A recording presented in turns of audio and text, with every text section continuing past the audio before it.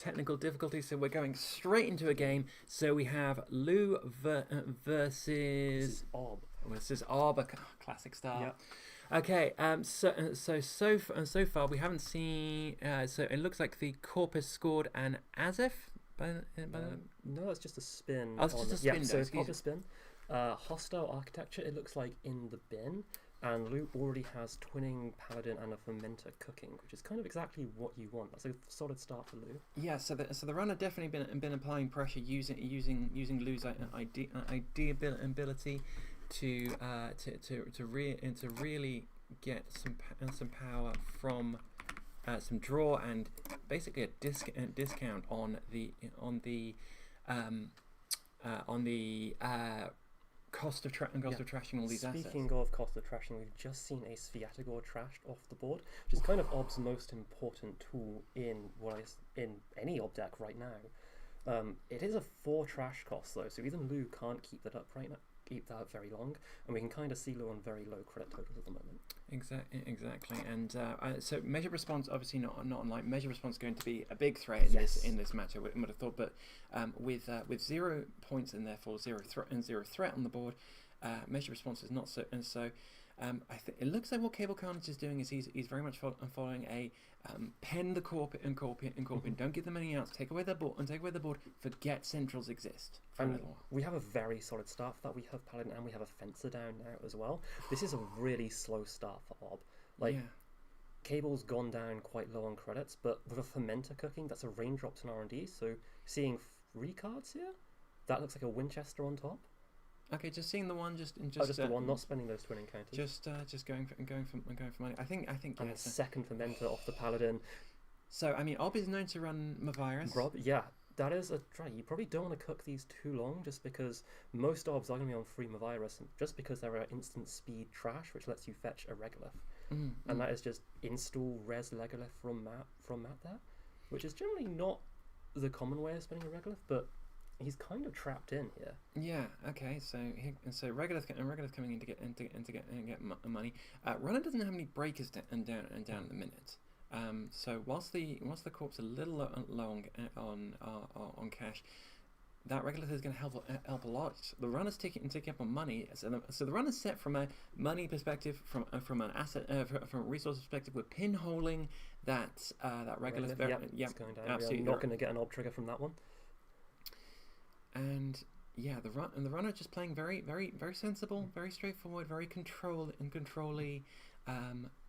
attacking here. This does look like kind of the staple Lou deck we've been seeing of just reg, money, breakers. Generally, it depends if people are on Botchless or Boomerang. It does look like there's a Boomerang in the bin, so that must have been either probably an Event Horizon potentially got rid of that earlier. But so there are ways to get in without finding breakers, but that's going to depend if Cable is on 2 or not, which some Lou's run 2, others are only on the 1. Yeah. So daily cast coming down. So the runner's not particularly rich right this second, but that's just gonna change. There is so much drip coming in, especially if he decides to pop those Fermenters. One of those is at least on 3 or 4 counters by this point. So money is not a problem for Lou. Okay, so Matt's pushing something. This could be an Azef.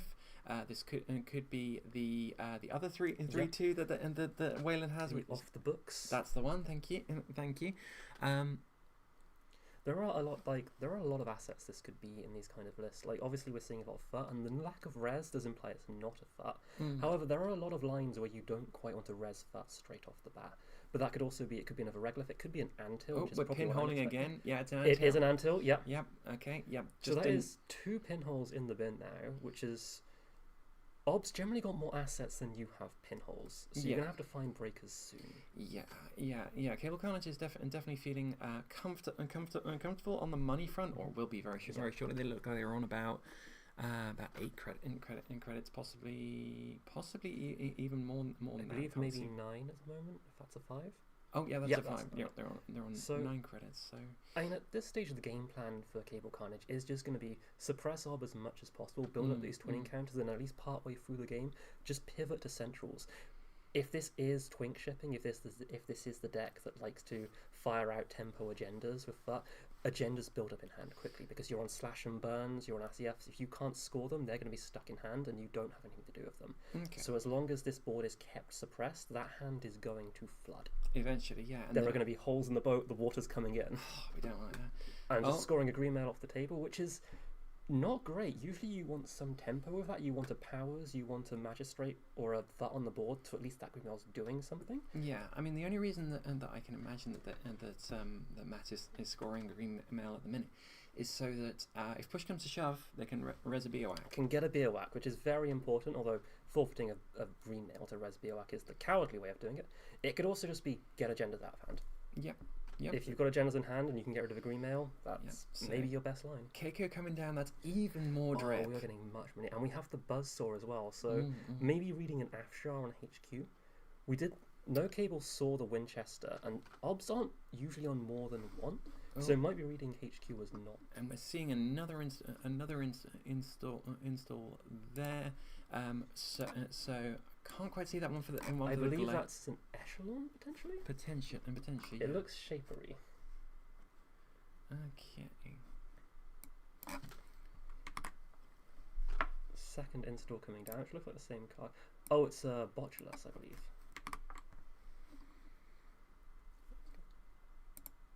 Okay. So I'm just updating it.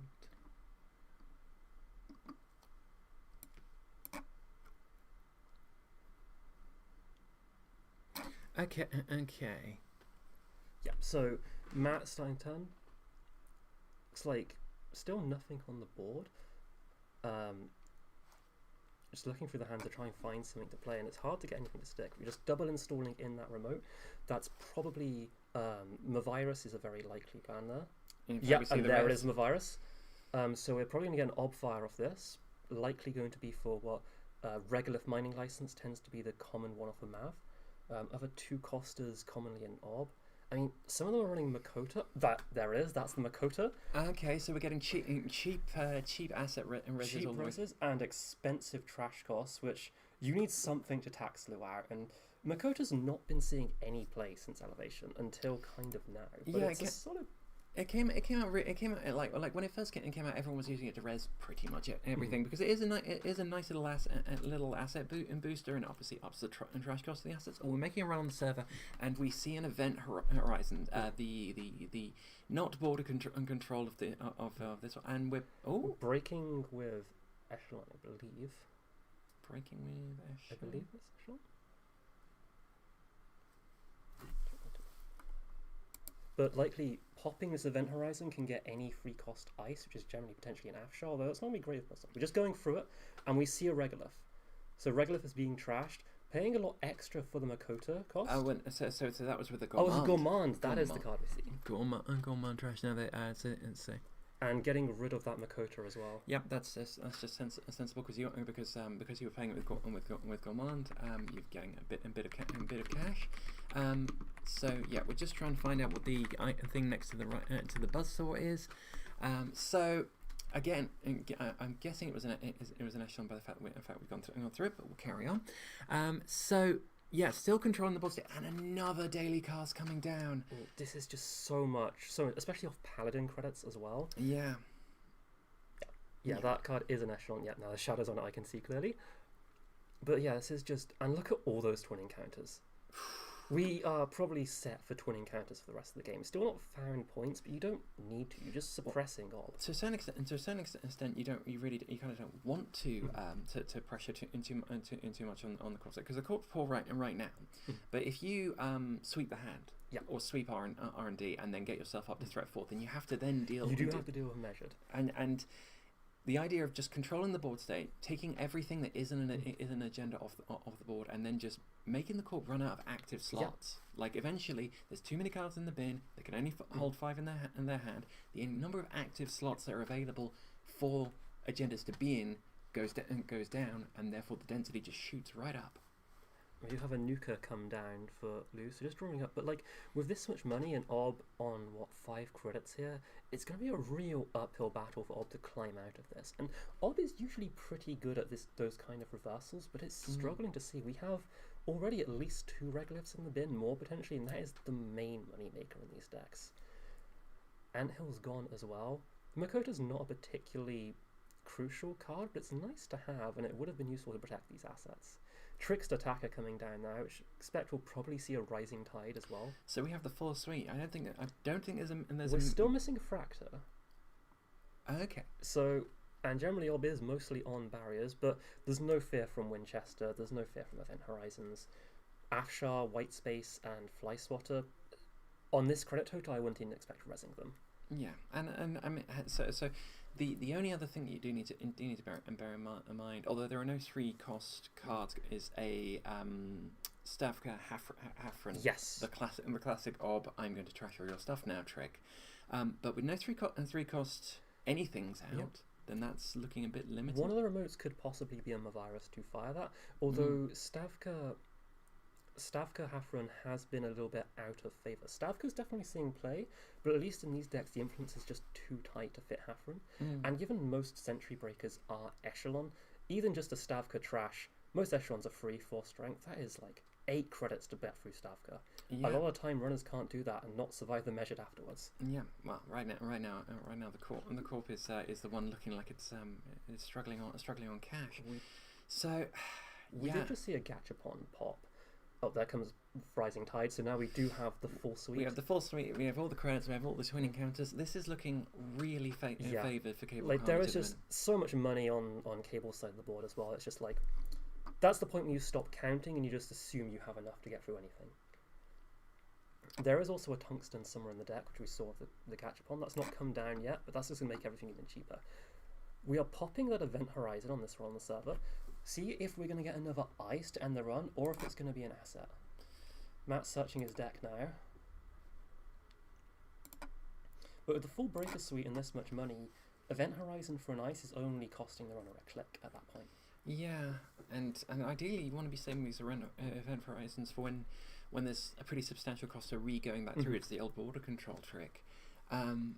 But, okay. And we are fetching a Mascarovka, which Mascarovka is probably the most expensive ice you have. For Cable Carnage right now, and because there aren't any in the yes, there aren't any other in the bin. 1 strength Rising Tide, which is what, 4 credits to break, Oh, and we get the Above the Law. We are getting the Above the Law. That very much looked like a desperation push from Matt there. It's very little on the board to protect it, and with that kind of setup, it seems like there are just too many agendas in hand, and we're just going to have to find any way we can of sweeping them through. Yeah, and I think at this point, even though and we see a hostile architecture. Which Matt are we going to trash it? Well, Matt Rick can't really afford to res it, so killing it now. We are trashing it. Yeah. Yeah, we definitely trash Has put a bit of a dent in lose credit totals. We are at what, 9 credits it looks like, but Fermenter and all this companion drip, you'll be back up in no time.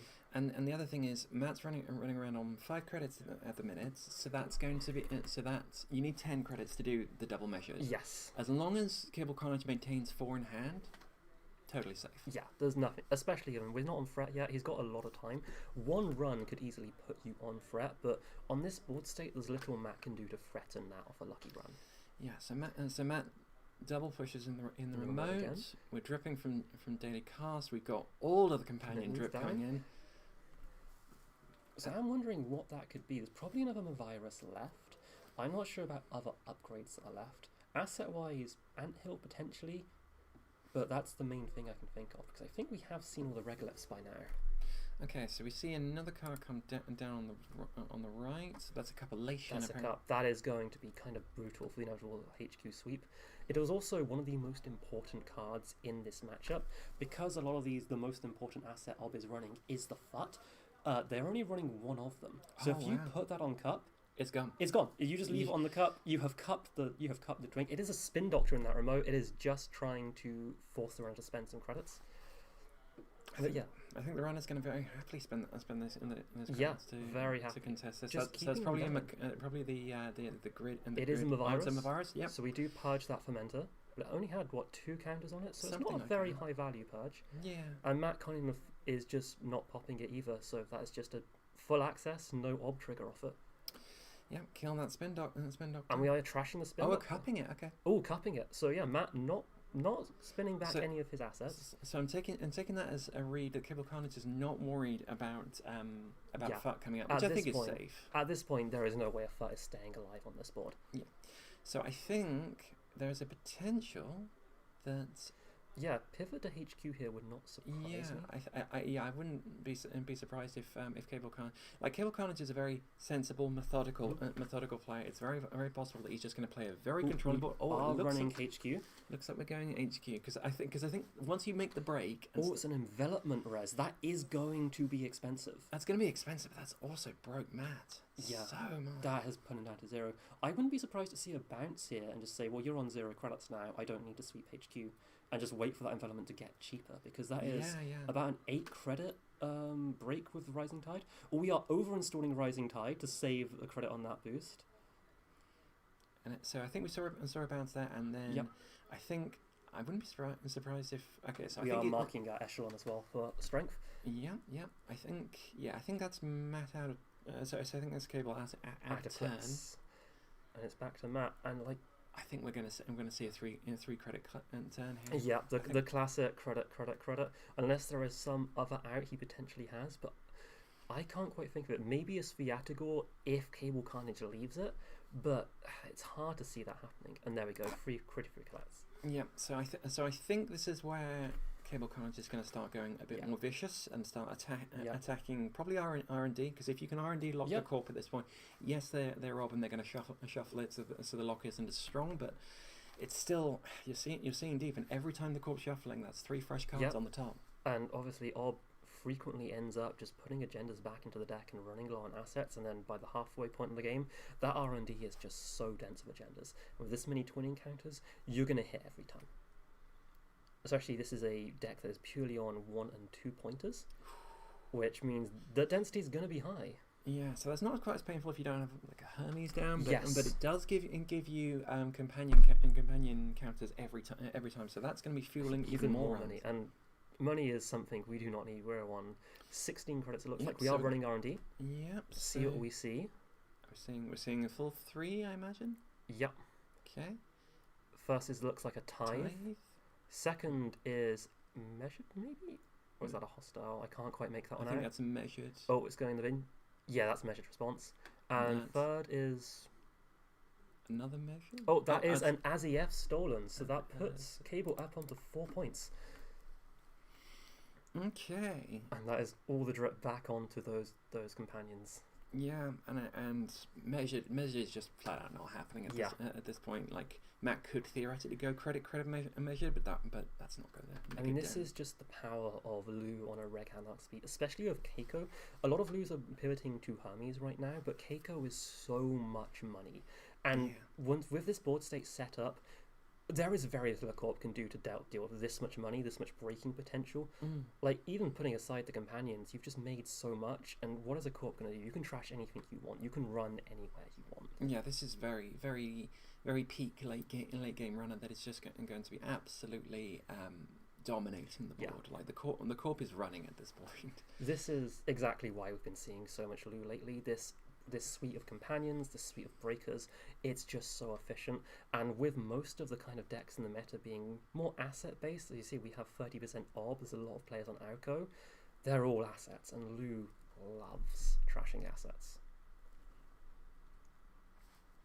But we see another install of ice on R&D there. So, but I don't feel Matt has the credits to actually threaten that.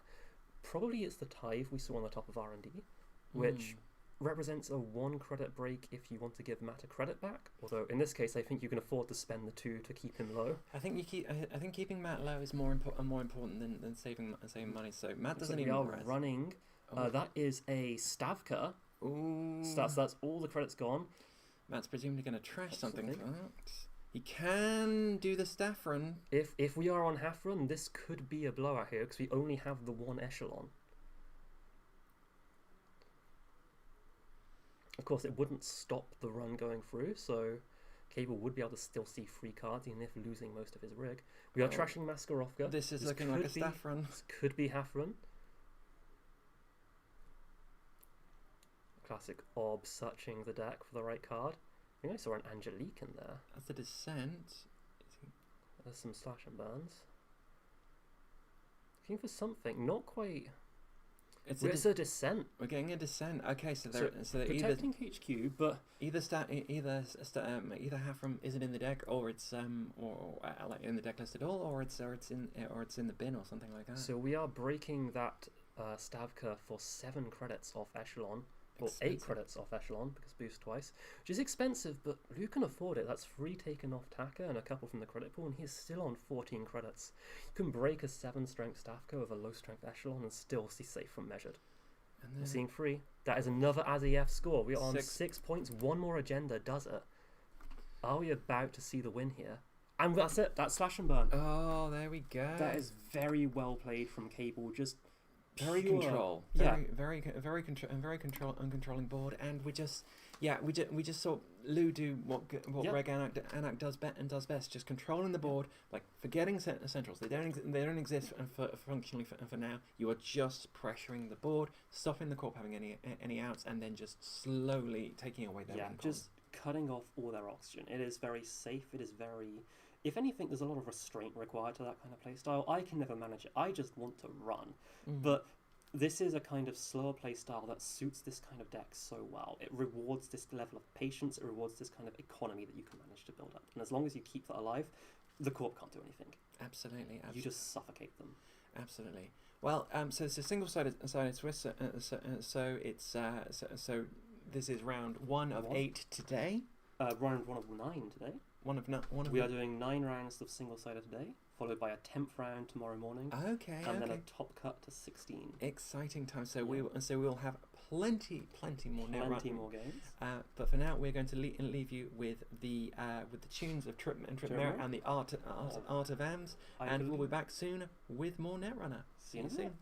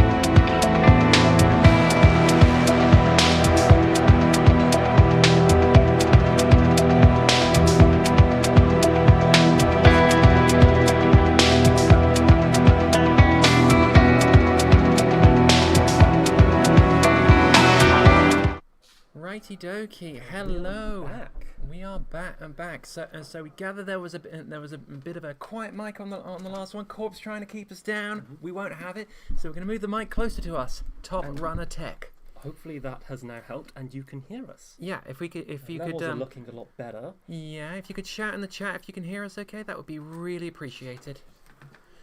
Cool. So last round. Ob versus Lou. Ob versus Lou. We're going to be seeing a lot of that. Yeah. Because we have 30% off, 30% Ob, and 20% Lou. So yeah, there's going to be a few. It's going to be a nice common matchup. Some of those Lous might be on something a bit different. There have been some interesting little Audrey decks floating around. Ooh. Very similar to kind of what's it called? The old what was recently Vampire, before that Mulch. So we're on Audrey and Chisel Charms, etc. Okay, still a bit quiet. Is that a bit more workable? We shall see. We shall see.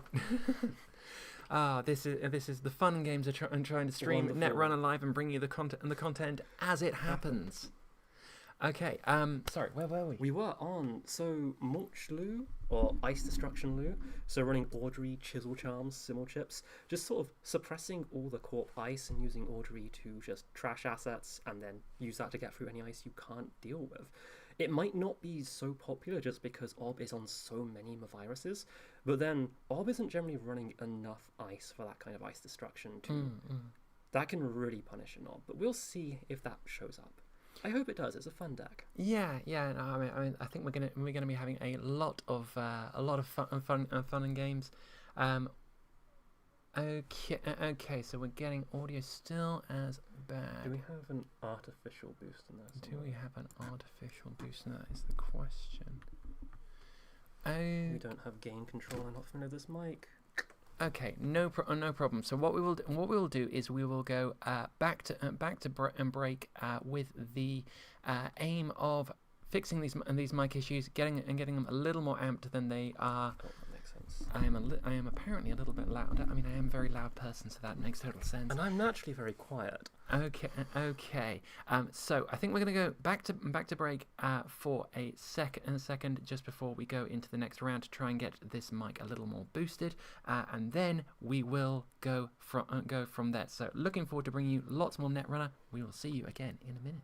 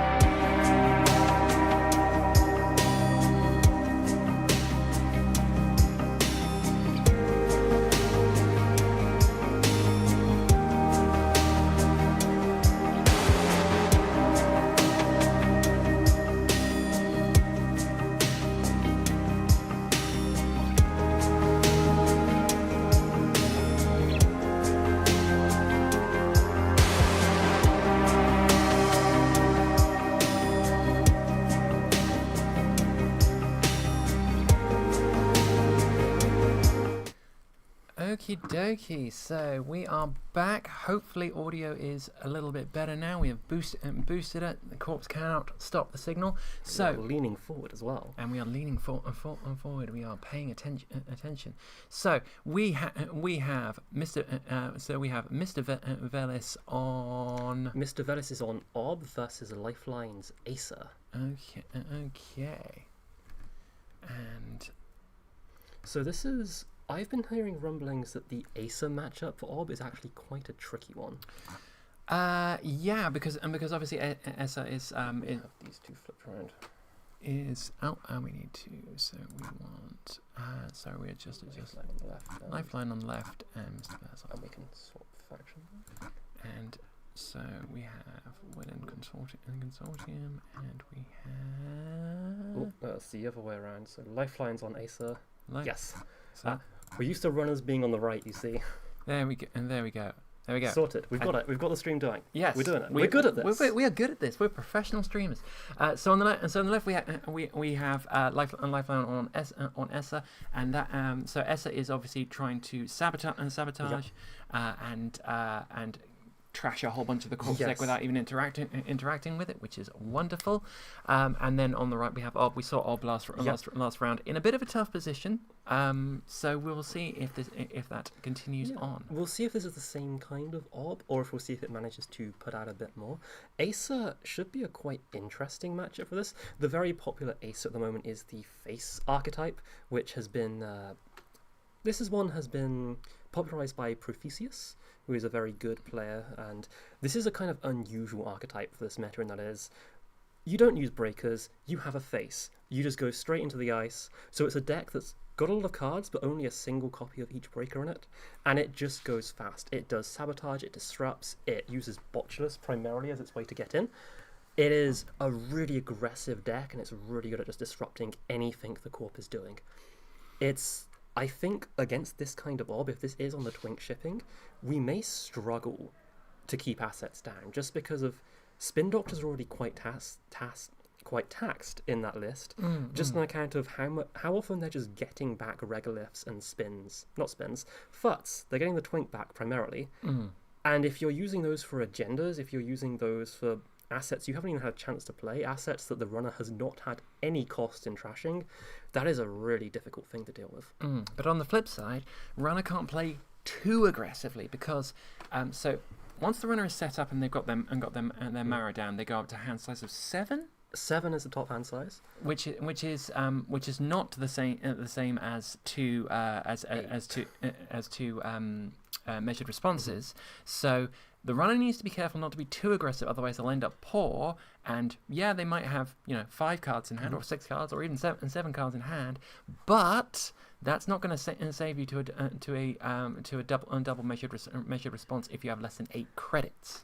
Yeah, and this is typically the way Aces go out. They burn very brightly and also explode very brightly. Steal a lot of agendas, not enough credits, and just explode. So the S is going to have to work on very controlled pressure here to try and keep the threat low enough for long enough that they can set up, or not interact, because bear in mind that measure response requires a run at least. I don't believe it has any other. Just a successful run and threat 4, which is very difficult to play around once you hit that level. Yeah, so we might see down the line Essa trying to not run as much, but still trash the ball through sabotage and core and damage. But we shall see what happens. I will echo the comments of the chat. I am loving Lifeline's nail polish. It is looking very Netrunner. Lifeline always has very excellent fashion sense when it comes to showing up to events, both the hair colour and always fantastic nail polish that I am going to try to steal one day. Definitely. Okay. So we're seeing the shuffle, we see the exchange, and we're going for the opening hands. See if we can get a sneak preview of anything. Looks like Steel Skins, Pinholes, and Creative Commission. That's an interesting, more recent development of this deck I've seen. It's usually been on Hippocampic Mechanocytes to get that extra hand size, which is quite useful in the measured matchup if you play not much core damage.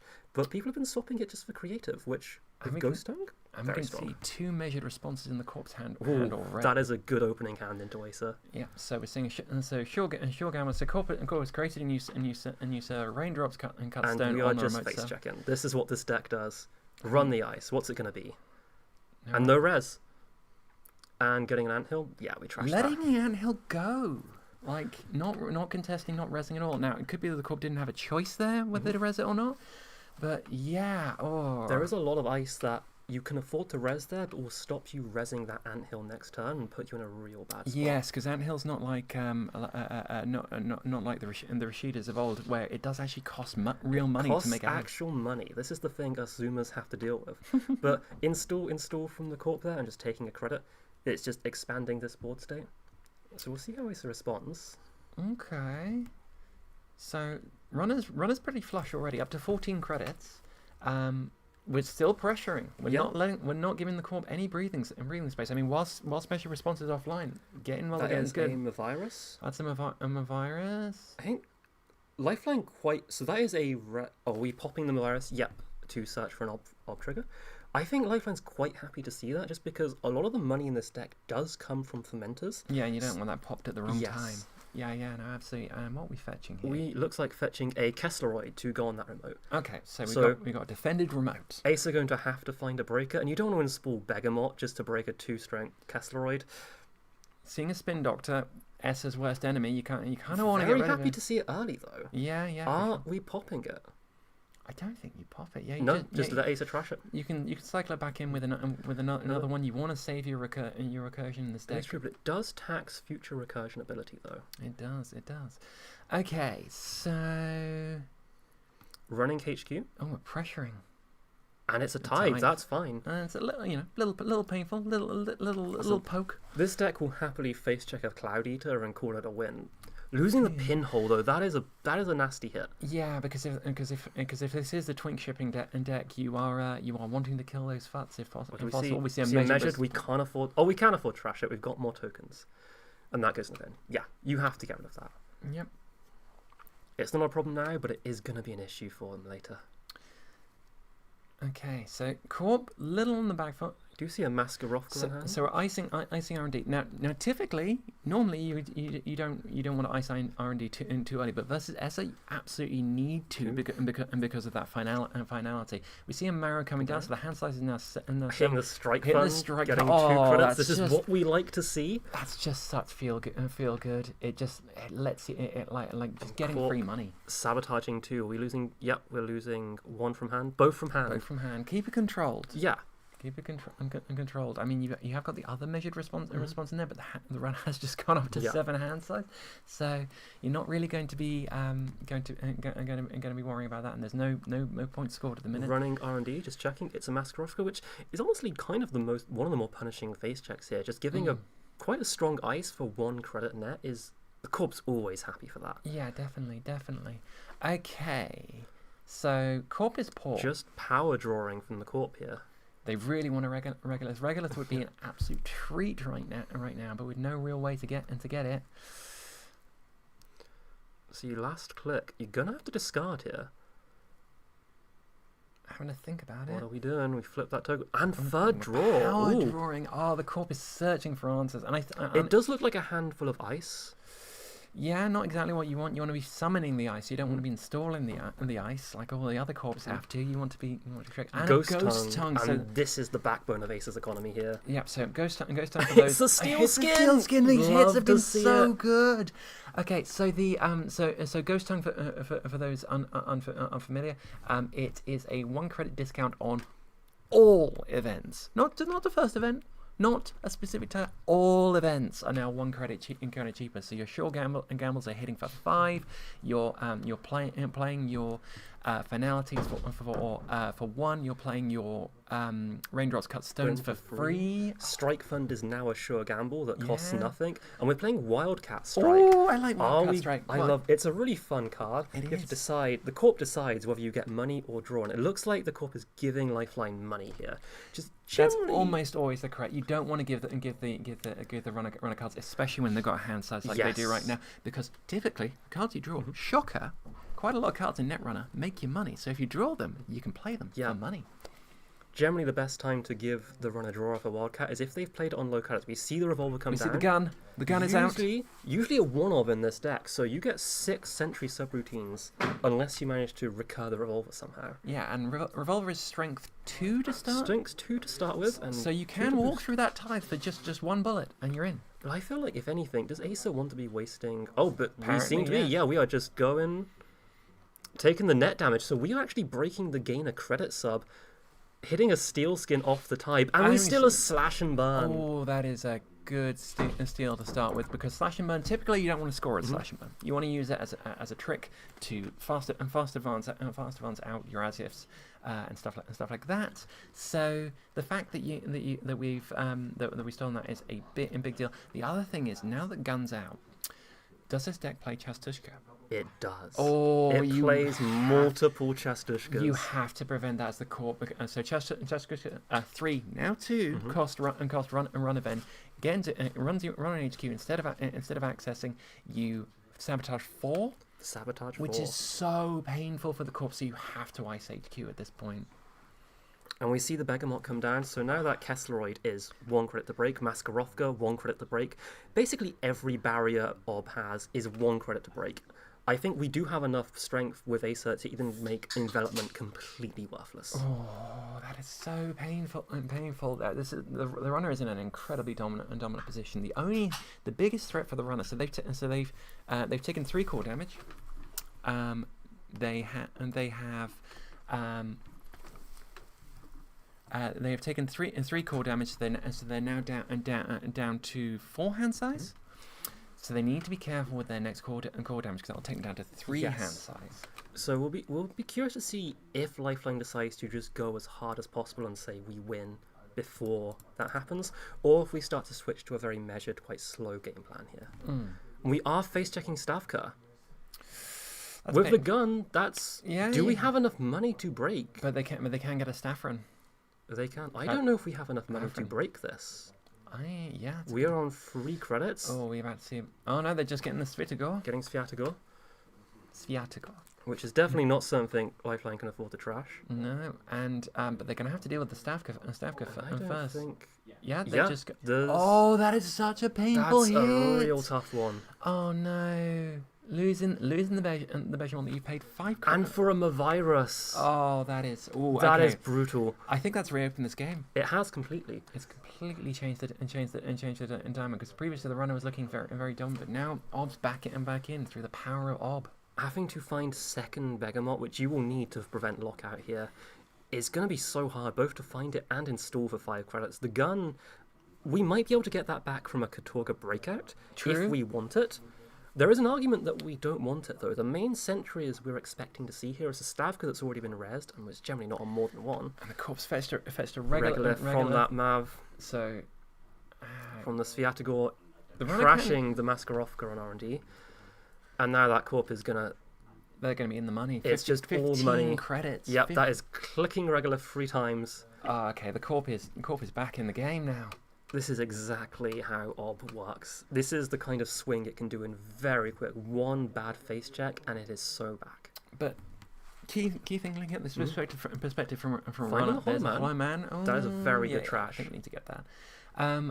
So the so that attack did blow out the runner's rig. They have no breakers now. But it's opened up R&D and HQ. So maybe we're just going to see Finality Chastushka plays here. It's very possible. Okay.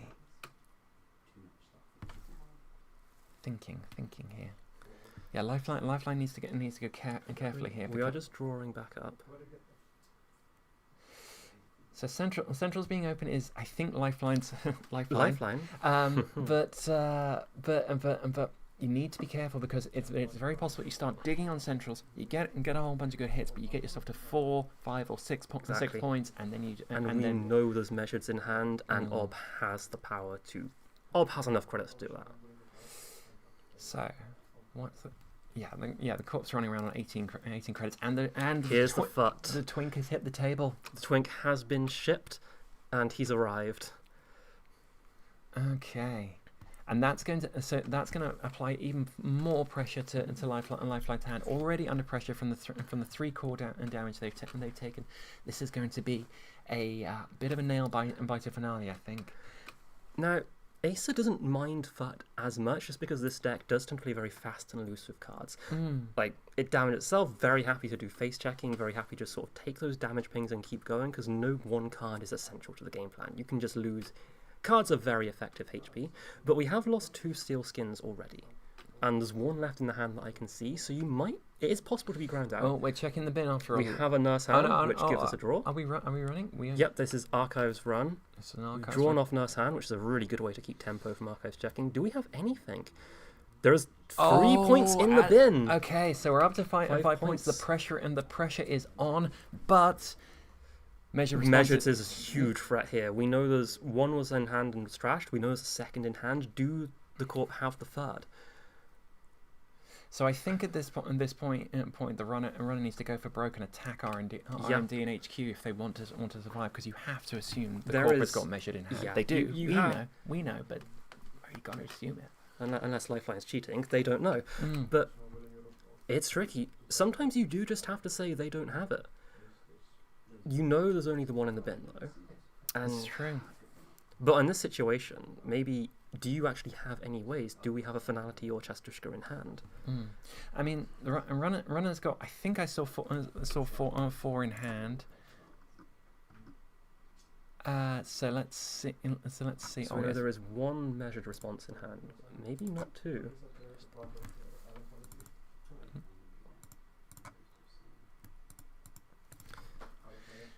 Okay. Checking the board, just like a powers that be. And just ending there. Checking 1 more HQ run. It's the measured. Oh, but can't trash it. No credits. We can't afford it. Is this it? Is this it for Lifeline? Runner's got 4 in hand. First measured is played. First measured. There it goes. And that's the second measure for the game. Yeah. Oh, what a turnaround! What a turnaround! Because I was convinced the runner had this.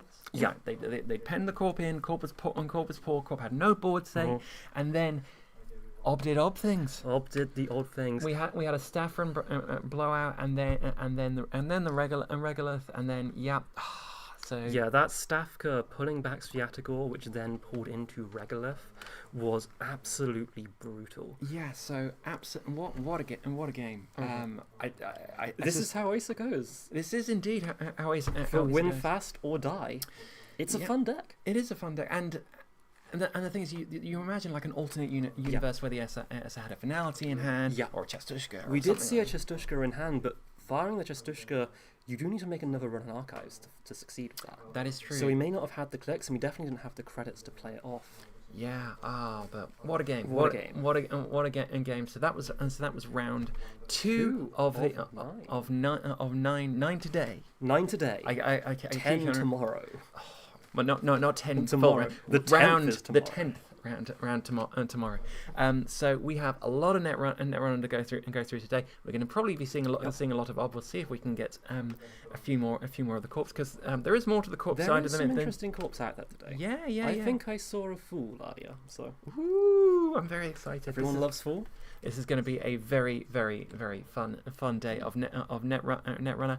So stick with us. We are going to leave you with the music of Trip Mirror and the Art of AMS as we run up to round 3. Exciting times. Stick around.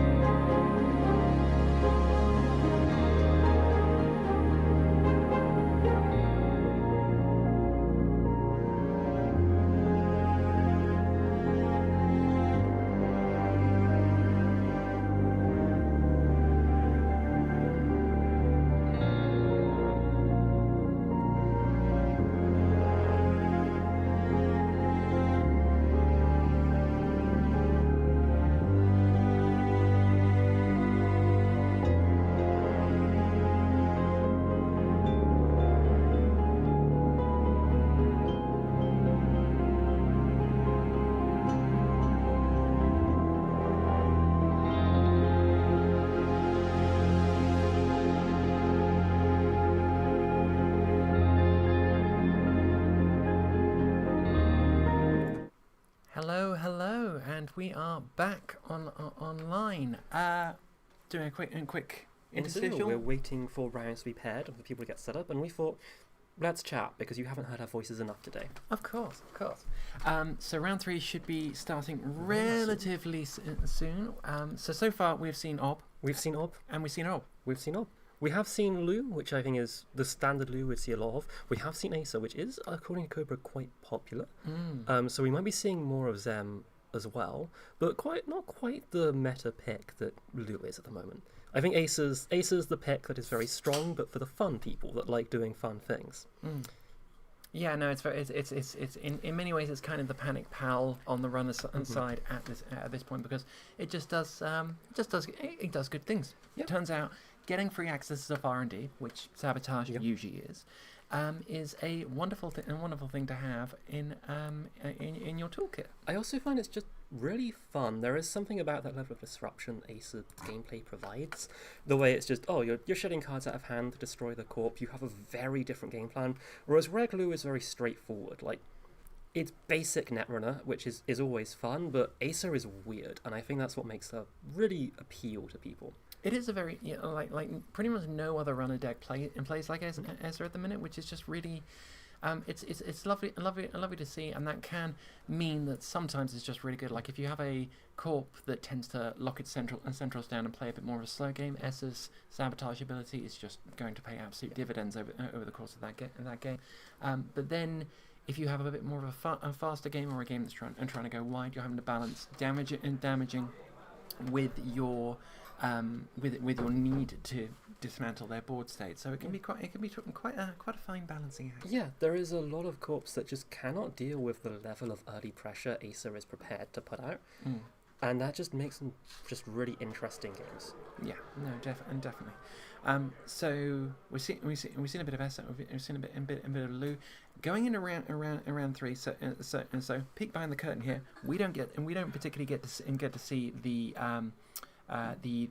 pairings ahead of time. We our illustrious team on the floor gives us a match. So it's very interesting to see what we're going to be dealt with next. It would be nice to see something other than Ob. But Someone off screen shouting at us there. But we will. But I'm sure over the course of this weekend we will see some of things. Why don't we take a look at the Cobra? Yes, and we can see. Definitely. Let me just swap it over to Cobra. So we do have quite a bit of Wayland. I would love to see what Bangoon is doing. Bangoon has made some waves recently, winning or going very highly at 2 separate megacities of 2 quite different decks. Oh, really? There is the big one, which I think was EA Sports, potentially, correct me if I'm wrong, who was called Futgoon, which is basically just a heavy rush. You use digital rights management, and you just slam agendas on the table. There is no Angelique, there's no punishment, really, for people taking them, other than the fact that you're just going to jam enough one, they can't recover fast enough. It is a blisteringly fast deck, and it's really cool. See, that's harkening back to the old days of Argus. I know. I'm an old head. I like the old decks from back in the day. And Bangan was very much a spiritual successor to Argus. I felt, which is a go fast, and if you try and stop my game plan, I'm going to punish you by flatlining. And well, yeah. I mean, I don't know anything about Argus. I'm too young to have experienced Argus. You missed out. It was wonderful. It was wonderful. It went fast. It played harder than used, and then it played something like high profile target or boom just to close out the game then and there if the runner tried to interact a little too aggressively. So Bangan trying to do a similar thing, although these days it kind of has the exception of the decks that you just talked about. It tries to set up this situation where sure you can run this remote. You might even be able to get the agenda in it. You'll have no cards, and you definitely won't have any money. Yeah. And you probably won't even be able to clear the tag, especially if they're running like Amaze Amusements, where take an agenda from that and you end up with 3 tags and 2 net damage. And can you survive the double end of the line coming? Probably not. Oh dear. A lot of Bangan tends to be, I'm going to make this a remote kill you, and then they lose on centrals. Yes, because unfortunately Bangan's ability, as strong as it is, because Argus was 2 meat damage or a tag, Bangan's is 2 meat damage and a tag, but only on remote agendas, and only ones where you've done the flipping face up, which does make it proof to Hermes, which is a benefit. It is genuinely very strong not being able to bounce an advanced agenda. If you have a sacrifice zone expansion in the remote that's being advanced, Hermes can't bounce that, and you don't think that matters in Bangun, but suddenly when you're trying a dig to stop the winning score, that matters so much. It's great. But we are seeing another kind of Bangun that did very well at Bristol megacities, I believe, which was a little more traditional, but still using this kind of joint innovation of digital rights management, which is not a card we've seen much of at all. I think it saw a little bit of play in Leo decks at Worlds last year, but apart from that, it's not been seen. And essentially what it is it's a card, you play it, it pulls an agenda from your deck to hand, and you can install it. So it just enables being fast. And with Bangun, where you are running a lot of one-point agendas that do have quite useful text, like Eminent Domain, which lets you fetch a good lizard. We also have... What's the other Bangun agendas that are 1 points? So you got Green Mail. Yes, Green Mail's a useful one. So you got Eminent Domain. I don't suppose any of them are playing the hand size expansion one. No, unfortunately not. Although it's a really fun card, but it is just Bangun being able to just jam every single turn. If that remote is empty, they can just put something in it. Doesn't matter what they draw, and also it breaks lock. If a good way to keep Bangun down is just keep the R&D lock strong. If they have a DRM in hand, well, they just get a agenda and they can jam it, and it goes in the impenetrable remote. So it's a really fun deck. It asks a lot of interesting questions of a runner. I'm not sure it's going to do this well today, just because I think a lot of the success it had in Megacities was based on the surprise factor. A big reason the Fuck Gun deck did well was because people didn't realize it had no tag punishment in it. Interesting. And Bangun usually has tag punishment. The ID gives you a tag if you take an agenda. So people are clearing tags, but if your only tag punishment is, say, one predictive planogram, you can float tags all day. So, yeah, people kind of know how to play into it, but that does benefit the people who are on decks of tag punishment. Exactly. So, additionally to that, we're seeing a bit of MBN Reality Plus, which is a recent unban. That is a very recent unban. It's been interesting to see what's been happening with it.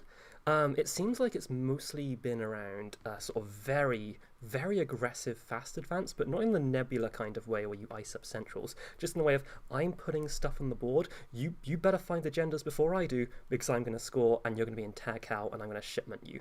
It is a weird deck. It is a cool deck. It is a deck that, to play, you generally feel like you spend most of that game feeling like, oh god, this is terrible, this deck does nothing. I've won. Seems good. It's good. I hope we get to see that at some point today. Reality Plus is doing interesting things, but it doesn't seem to be the terror people were either expecting or remembered from the before times. Yeah, because it is an incredibly strong idea. I've played many tournaments with Reality Plus, just thinking this is busted. I just get I'm just getting free tags everywhere, left, right, and center. It's paying for my draw. It's paying for everything else. Ping is free, and the runner is now tagged. So B1001 is doing its thing. So Reality Plus is incredibly strong, but some of its tools have been taken away, so it doesn't have AR enhanced security anymore. It doesn't have hard hitting news, although it only had that for a little bit. So yeah. There's a few things that Reality Plus has been taken away, but it's still a very strong ID. Thank you for the feedback on the slightly compressed Cobra panel. We will see what we can do about that in the break.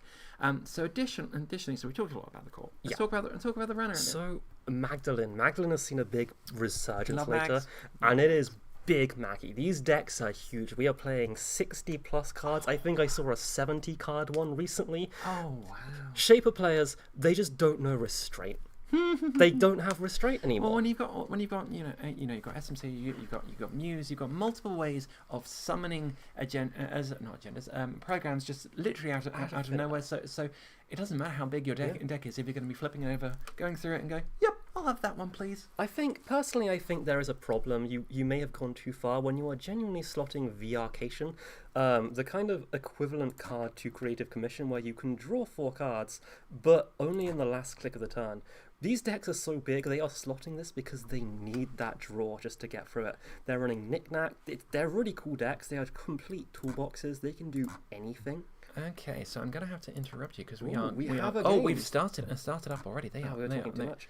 They are off to the races. So we are going, and we'll get you some names. We have not Yeti on the Bangoon on the right, which we'll just put in, and we were just talking about Bangoons, and so that's so that is going to be interesting to see on the right, and then we have Mike P on the left, which we are just going to get the names up for, and they have started with double fermenter. Oh, that's just. But it has been purged by a fly swatter already.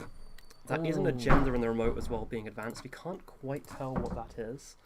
But this is just Bangun. Pushing behind a fly swatter that's Bangun. This is how fast this deck goes. It doesn't care if you can get in because they can just put another one down. Exactly. So we have Anarch versus Wailing Consortium. It's the Wayland hour apparently. We've seen back-to-back win. So 2 fermenters ticking up, Nuka ticking up, Echelon on the board.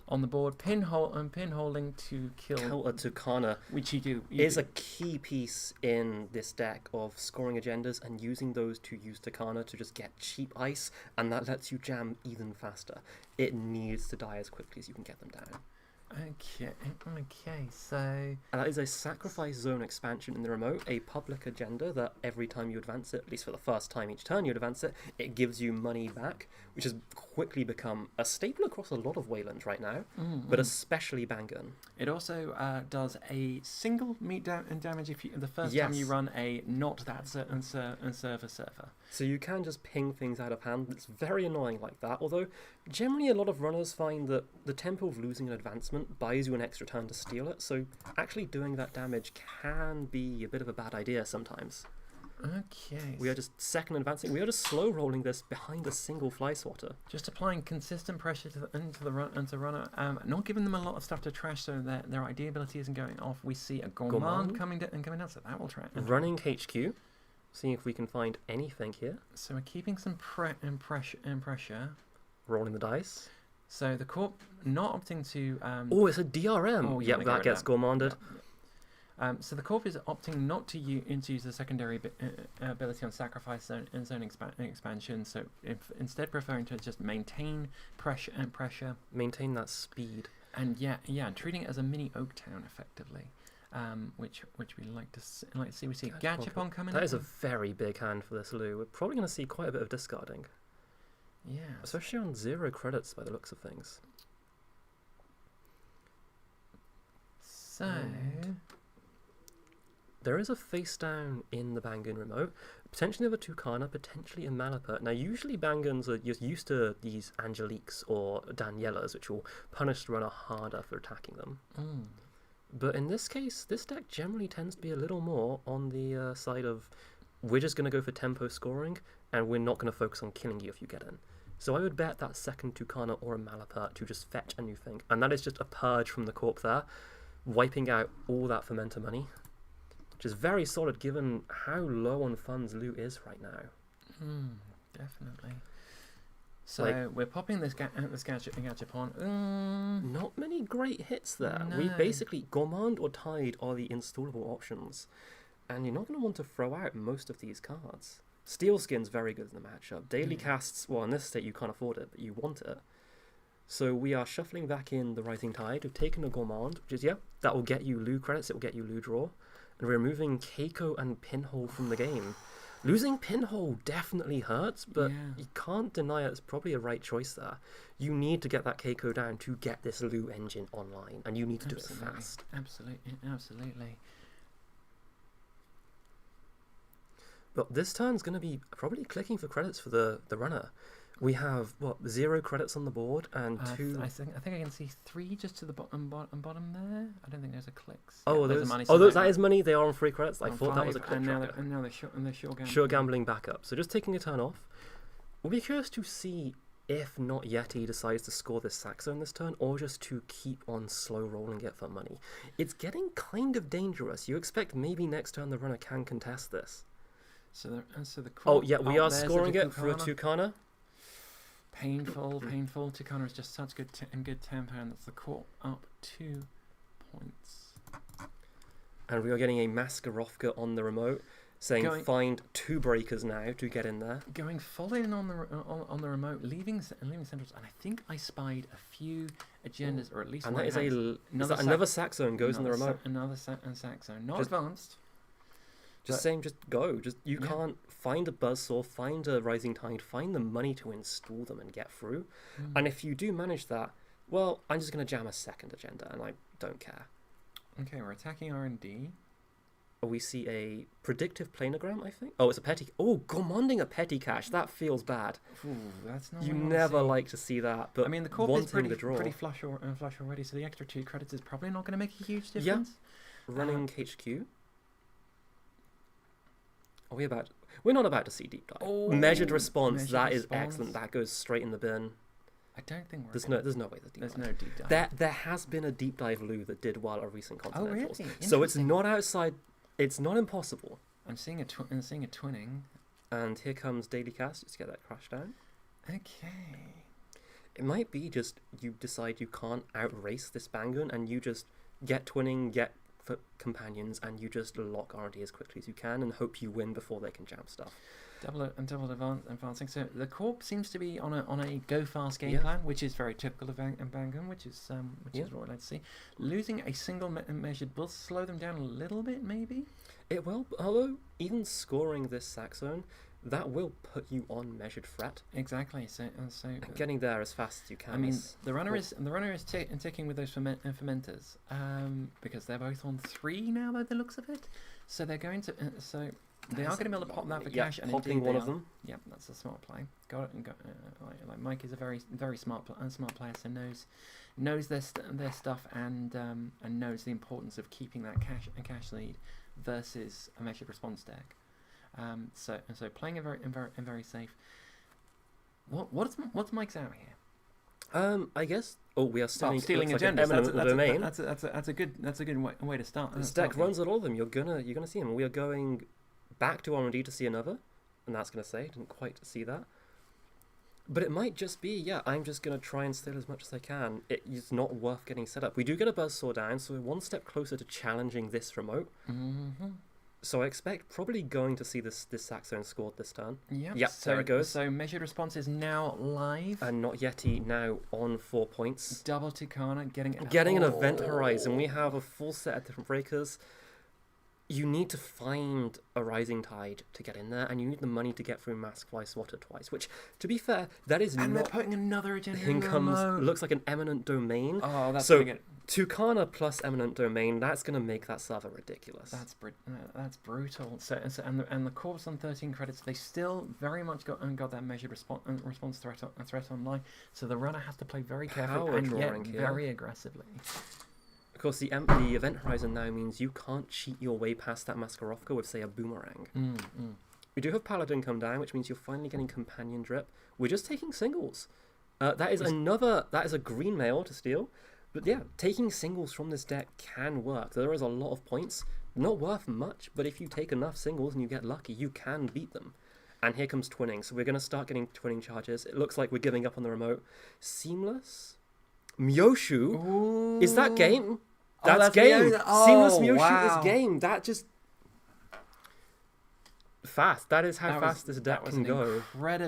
Incredibly speedy game into Myoshu. Myoshu is... So, I mean, I remember when Myoshu first came out, and a lot of people were a little less sure about it. I mean, it's 10 credits. It's a lot of money. And you have to play it on the turn that you score an agenda. But just in games like this, that can just make a huge difference. As we just saw, like the corp was, I swear, just literally 2 turns ago, it was on 2 points. Yeah. And now they're all the way up to 7, just going so fast. This is just exploiting the fact that Luke, especially this kind of reg Luke, can take a while to set up. There's no way to tutor breakers. There's no real way to deal with this. Especially if you have to go through Event Horizon, you're not doing that. And you can play Myoshu when the only ice you res in the entire game is 1 Fly Sotter.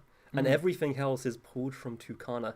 Not Yet he played basically 0 credits for ice that entire game, which means, you can afford that. You can afford to Myoshu.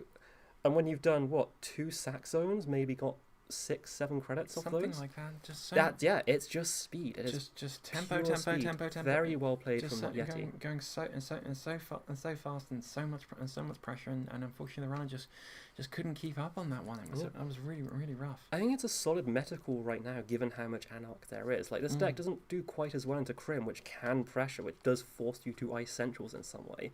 You can't handle transfers of wealth. Hermes does somewhat hurt, although there's generally not much unresed ice around. But yeah, it's a tough deck to deal with. It's just not many runners are equipped to go that fast, especially not Lou or Big Mags, which we're probably going to be seeing a lot of today. Yeah, absolutely. So yeah, fast decks definitely a strong call. So not Yeti closing out with Mioshu. Probably not the first time we're going to see that either. Like Wayland is Wayland's doing well right now. Wayland, I mean, it's good. I love. They're playing a lot of Go. I love Wayland. I've played a lot of NBA in the past, but Wayland is just. Oh, I know. I find Wayland a little too boring, honestly. You're just gonna put ice down. You're just gonna go. I like it when things are strange. I like my side games. I like doing weird stuff. I like putting a face down and going, guess what that is? And Wayland, you're not doing any of that. I mean, yeah, Wayland very much isn't asking you so much what is it, and this is it's saying, can you get in, and if you can get in, can you survive? Which it is the classic fork right now that is significantly more present now that Melies is gone, the previous kind of glacier deck that was taking over the meta. We haven't really seen anything from Jinteki Glacier recently. It dropped. So the Jinteki Glacier ID has always been Restoring Humanity, which is basically gain 1 credit a turn. That's great. That's nice. It's drip. You love drip. And then we have Melies come in, which gives you drip and a really fun little side game and recursion. Everyone loves that. People did not love that, but I love that, and I played Melies. It's very fun. I never actually got to play Melies before it got banned, which I was a little bit sad about, because it did seem like a very interesting ID once I read the card about 5 times. It's got a lot of text. It's got a lot of text, but the core of it, and basically being pick one of your centrals, and that's the one that they don't want to run. Yeah, it's good stuff, and it became a shell for a lot of different archetypes, but the primary one was Jinteki Glacier, kind of taking its inspiration from the kind of last year's elevation meta of Snake Hug, Propria Negation RH, and we've not really seen people pivot back to that after Melies has gone. We're in a kind of meta where runner Doomrigs are very strong, so a Glacier doesn't actually ask that much of the runners right now. Tungsten Tailor has significantly altered how much ice matters, and so it's kind of hard to see RH doing well. There's a few people still pushing it hard, and it's a decent deck. It's playing well. It did, I think, make top cut recently at a Continentals of going a kind of faster Glacier, a more traditional kind where you're just going Void, Skunkworks, try and get in. I've got 2 Proprio counters. You can't get into that remote. A little similar to how Leo click taxes as well. And that does seem to be the main way right now a Glacier can function, is just you have to run the remote multiple times to get one agenda. And speaking of which, we don't actually have a lot of Leo. In fact, we have zero Leo. Zero Leo in this tournament. And there were a few bans that affected that quite a lot. But I'm surprised, given how prominent it was at Worlds last year, that we're not seeing it at all. Because Vantage Point, it feels like Leo got a lot of new toys to play with. Luxury Line, the big train agenda, is incredible for Leo, because, well, you're a deck that is inherently click taxing, and now your agenda costs an extra click to steal. That's really good. Let Them Dream is fantastic for Leo, because one of the problems of Leo was it's kind of difficult to get agendas to exploit scoring windows. This is why we're seeing DRM played. So Let Them Dream being a built-in agenda tutor and 1 point, which means Leo can't lose on centrals if it's got Let Them Dreams. It's so hard. The density is too low, and you have to find 1-pointers. That's disgusting, especially Deep Dive. It makes Deep Dive look completely worthless. But ultimately, a lot of its ice is 4-strength code gates, and when Anarch is running Buzzsaw Tungsten Tailor, that's just going to chew straight through. Yeah. It's a shame, because it has so many new toys, but unfortunately the one runner toy nullifies all of them almost. It did quite well recently. It made, I think, 3rd at a recent Continentals, which did very well, but it's not popular. Okay. Interesting. Oh god, that just shows. That's the wonderful thing about Netrun. It's just how much the meta shifts. Not just from like major pack to major pack. It shifts from tournament to tournament, from region to region, and like a month is a huge amount of time for the people to brew new decks, come up with new ideas, the meta to shift to this, and then the counter meta to shift to that, and it just that's why I love this game so much. It's like you see deck lists evolve in real time, and it's so fascinating to see a deck that dominated like 2 weeks ago get absolutely demolished at the next tournament because all it takes is one tech card or knowing what that deck does to make it not do anything. I think we might be seeing that happen a bit with Nebula here, which won Cascadia, but mainly off the account of Piranhas is a really strong piece of ice, especially for Buzzsaw. Buzzsaw does not break Piranhas nicely at all. It's spenny. It's a spenny break. You don't want to get through the fish, and Lou is too slow to set up and even slower to get the money to make multiple runs than Nebula demands. But it turns out all you need to do to stop that is put an extra Botulus in your deck, and suddenly the fish don't do anything. Yeah, because at that point you break the end. You the can run take. limit. Let me just Yes. load Yeah, we up can pull this Piranha. up. That fancy tech we've not been using. Yeah, Piranhas. There we go. Look at that. There's a Fancy. Piranhas, as if by magic. So yeah, you're breaking the end the run with a Botulus, and then the corpse run cast. You can run that every single turn if you want to, and that's fine. Like generally, you don't actually want to give Nebula draw because it has massive hand size and it wants all the agendas in hand, but. You don't care if you're going to sweep HQ every time. Yeah, so it's not going to go. It's Nebula flip side, which is the arena. Gemelang That's arena? the one. That's the one. Yeah, I know cards. Especially MBN. Who reads the back of cards? I don't even read the front of cards. No, I read the flavor text and I look at the pretty art. I don't think there's any other thing on a card worth reading. Absolutely. No one's ever judge called me. But yeah, so we're seeing a bit of Nebula, less new than I thought we would, and then there's just a lot of people on their sort of favorite IDs. Whoever's on Atea, I love you. Keep flying that flag. Atea's so much fun. Atea was so good for so long because it turns out just build up on tour modes, and then just. Let me just get Atea up just so I can remind people if I can spell it's A space T. Has it got a dash? No, it doesn't have a dash. It doesn't. There we go. So Atea, the Timmy 2 remotes ID that basically reads, hey, you've got a scoring remote and now it's going to have like 5 pieces of ice. So I suppose Tungsten Taylor is good versus that as well. I think it struggled in elevation as well. There's been some interesting, like, kind of fast advanced rush decks out of Atea, but it's never really quite found its niche. I think it just having, like, to split your resources between 2 different remotes, even if you do have, like, quite valuable resources in there, it's just not worth it. Admittedly, though, I have tried to make Trankgrid Janena Atea work so much because Janena is a card that adds herself back to hand and then reinstalls herself, and then firing Atea means you can install her into Trankgrid, install another card into the other Trankgrid, and it's so much money, and then you lose the game.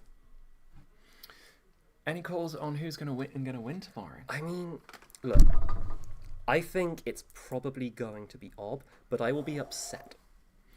I'm not going to take off because that's statistically likely. I like the egg. Egg's got good chances. I think Egg doesn't do quite as well in Top Cut. There's a lot of people on Precision Design, and how many of those are trying to maintain the now mostly dead combo deck? I'm not sure. There's definitely been talking about how combo works in the current meta, with people playing Corporate Hospitality to replace Red Level Clearance, which was banned to stop the I'm going to score 6 points in one turn, or potentially 9 points in one turn, or I'll just score 6 points in one turn and play Neurospike and instantly kill you on turn 5, was maybe a little much. Now that Red Level Clearance is gone, it's considered a hit to its reliability. It's a lot harder to make it work. It's without this clickless ability to install assets, it's a lot easier to keep that deck down. But there are people still playing a variant of it. They're trying to make it work with, say, less of a I'm going to score all my points in one turn, so much as I'm going to score 6 points in one turn and then 3 points in another turn. I'm going to be reserved. That is and very measured. reserved. Yeah. Casual 6 points. in Casual. one- You're just gonna do it lazily, like a little walk, a little stroll to 7 points. Oh, back in the day, you had to work really hard. You had to do like a whole deck combo to score 6 points in one turn, or 7 points in one turn. Back in the CI days. Kids have it too easy these days. They do. Flood the market. It's a good card, and fully op gives you so much power in that matchup. But I do think without red level clearance, I'm not sure Combo PD is going to do that well. I think we might see it get quite high, but I think it's going to struggle a little bit. So looking through the standings, we can see a couple on 6 points, so two wins at the minute. Which is good because we don't have the latest from this round as of yet.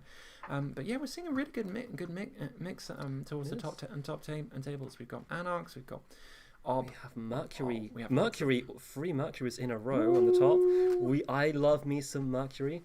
That is 3 people on Arco Mercury. Potentially that is the point of a testing team there.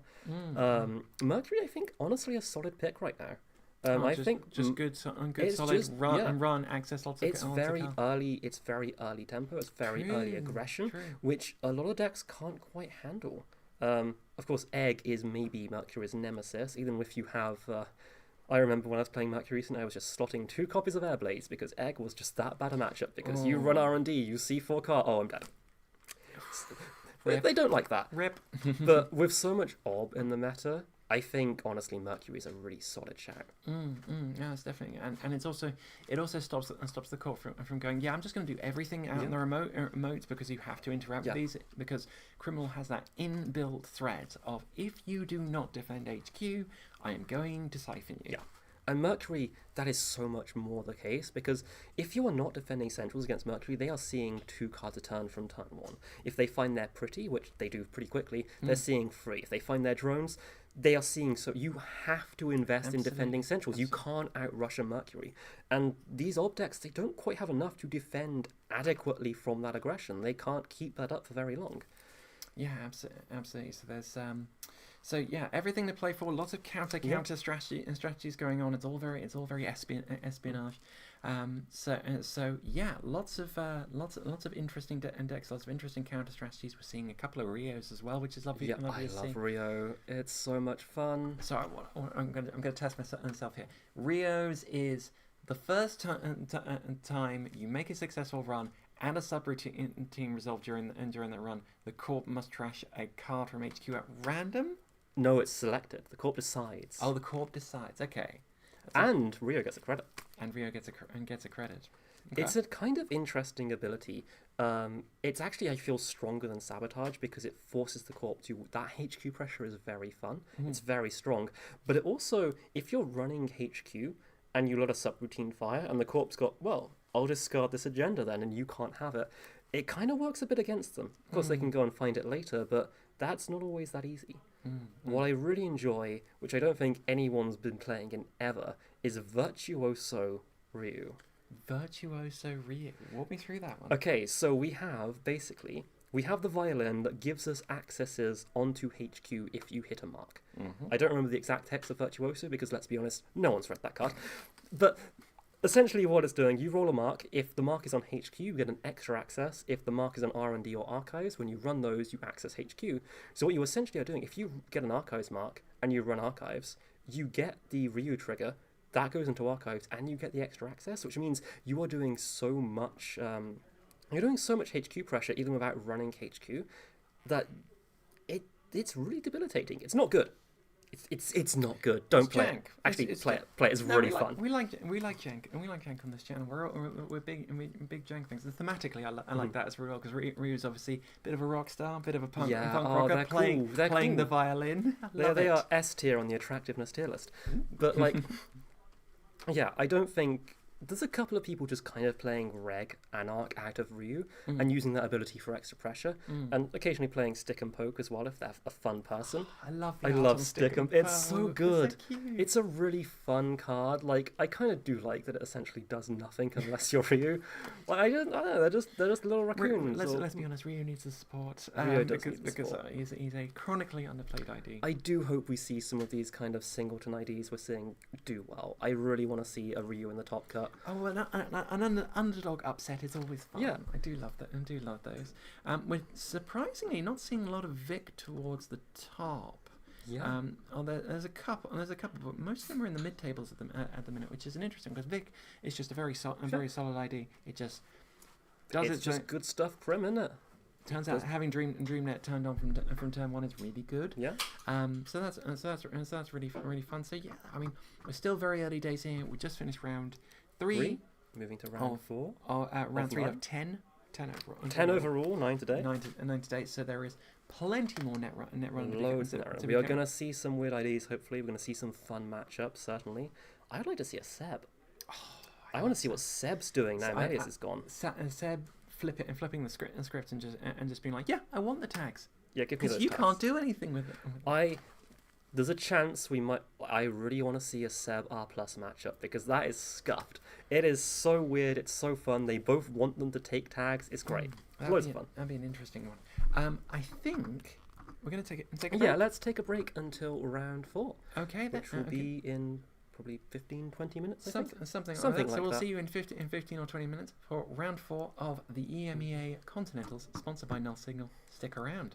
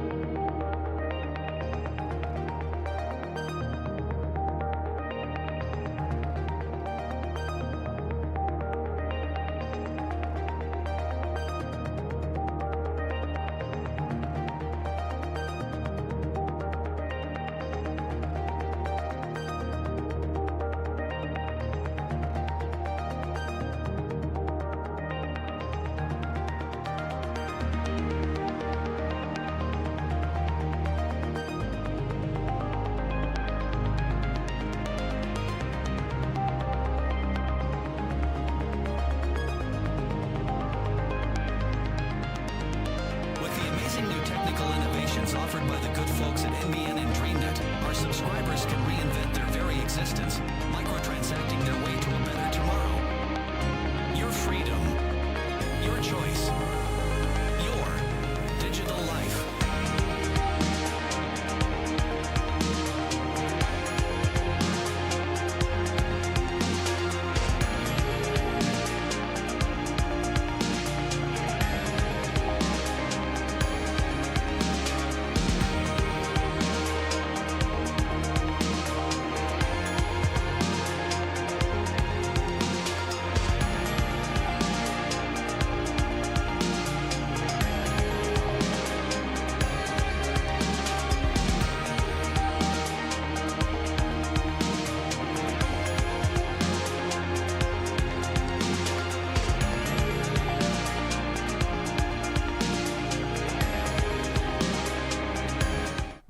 And we are back. I would like to welcome my new co-host, Cobalt, if you'd like to introduce yourself. Hi, I'm Cobalt, or some of you may know me as Erica as well.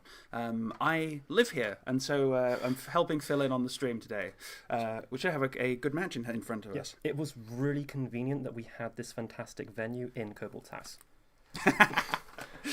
All right, so we are going to go straight to the match, which is about to start, because we have Poetry versus Magdalene. Now, this is exciting. It definitely breaks the mold on what we're seeing in this tournament. Yeah, there are 2 poetry players in the entire tournament right now. This is one of them, and wearing a Stegodon t-shirt, which we're probably not seeing Stegodon out of this, although I kind of hope so, because that's very fun.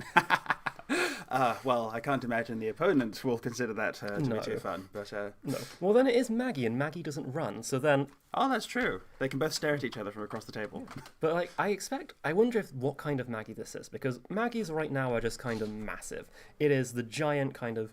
I've seen 70 card Maggies, there's some on 60, there's some slightly restrained ones on 58, which... That's quite low for them, but they're just massive toolbox full of stuff and draw, and they're just going to find whatever they need with all the shaper nonsense. What I hope to see is the Basilar Symphgland Maggie that won Cascadia. Oh yes, with Madani as well. With Madani as well, which is, I mean, you kind of love it when Jank wins a Continental Champions. It's beautiful. It's fantastic. I hope to see it. I've not seen many people on it, but you don't know. Someone could play it. Yeah, and so. Of course, what will be on some people's minds is this the return of Mega Magic? In which case, we've picked the wrong match to stream. Probably not. I hope not. Well, I don't know Mega Magic lines. Me neither, but they will certainly happen if this is what we've got. Yeah. In terms of poetry, I am interested to see what's been gone for on the other side of the table. We've certainly seen some Flood the Market style decks do very successfully and also receive a nerf recently. So I'm wondering if this isn't a variant to try and work around the recent ban It'd on be interesting. There RLC. was, at the start of Vantage Point, there was quite a lot of debate over whether Poetry or PD was the better shell for this kind of Flood the Market deck. I think with combo PD mostly gone, the corpse is still shambling about out there. We've seen it. But this is probably going to be on Flood the Market. That seems a very natural fit for Poetry. So we'll see what they have done to make that a better shot for it than PD. So that would probably be including some things like, I was told how to pronounce this recently and I've already forgotten, LFIR bifurcation. Alvigao. You see, it's not about knowing how to pronounce it, it's pronouncing it confidently. Yeah. Even if you're wrong, people believe you. Oh, yeah, I love that. See, the challenge I always had with building poetry is it's the tension in the idea. You want lots of agendas, so you activate your ability more often. But more agendas means your ability works less of the time. So I'm interested to see how Captain Butler has worked around this problem. Yeah, like a big issue when it comes to poetry is just the fact that there are so many missed triggers. And like you build your deck to not miss any triggers, and then your deck's bad. That's too true. It's the sad fact of poetry. There seems to be some intense debate going on. I think we're just waiting for the round start Just now. waiting for the round to start. There we go. Good. That's kind of a pain. Oh, we've just been sent a lovely picture of all the lovely alt arts in the deck, so we can recognise them when we see them. I think I spot most of those, but I'm not sure what the one that's Sauron's Tower is. Yeah. Oh, Scatterfield. That is a love. I think it's Elisar Ellie has done a set of Lord of the Rings style. I think there's a tier as well. Oh, her style lends itself so well to that. It does. They're really pretty cards. But it looks like we're going to have some very pretty cards on the table for this one as well. Well, Which is very exciting. That's what I like to see. I love alt arts. it's okay. I've got a good Gordian Blade streak. We'll be fine. Yeah, that's all that matters. Well, hang on. Gordian Blade doesn't have alt arts on it. Oh, no. You're ruined. You're really good at spotting regular cards. No, to be fair, sometimes the glare on this stream gets quite bad and they're hard to read, so we are perfect for this one. There we are, Lost Geek. Add an extra hard mode. I lost my... There it is, Jim. But yeah, still looking to wait for the round to start. Looks like shuffling is being done. With Van Gogh sleeves. Ooh, those are very pretty sleeves. I do love art sleeves generally, even though they tend to not be very good to shuffle. I have... It's tragic because you want to admire them more than you want to actually play with them because they destroy themselves. Yeah. I have known a couple of people to use oversleeves to sleeve their To sleeves. sleeve their sleeves, yeah, perfect. But then you more end up- sleeves is more good. But it's, I mean, it ends up more like one of those hand trainers, you know? Yeah, I mean, I think the best part about art sleeves is the fact that you can tell which way up a card is. The amount of times I've shuffled my deck and I've drawn a card and then been upside down is the next card and the next one is the right way up and I'm like, great. It's terrible. I hate it. Well, at least up until you come up against someone who doesn't care. Then it just starts inflicting psychic damage on you. Oh, that's the worst. If you're accessing R&D and you see 3 cards in 3 different orientations, I'm calling a judge. What's the third? Are we printing dual face cards now? Sideways ones? Maybe their deck is just a kind of split. It's sideways. Some people put their deck sideways for like when they've seen triggers like prognostic Q loop or they know the top of the deck, they'll turn them sideways. Evil people. This does make me wonder though. I wonder if it would be legal to have like a Yu-Gi-Oh style deck holder on your wrist. Oh, a Netrunner style armband that is your breaker or your console. Yeah, you play the card that's a console and you pull the arm bracer out. Yes, exactly.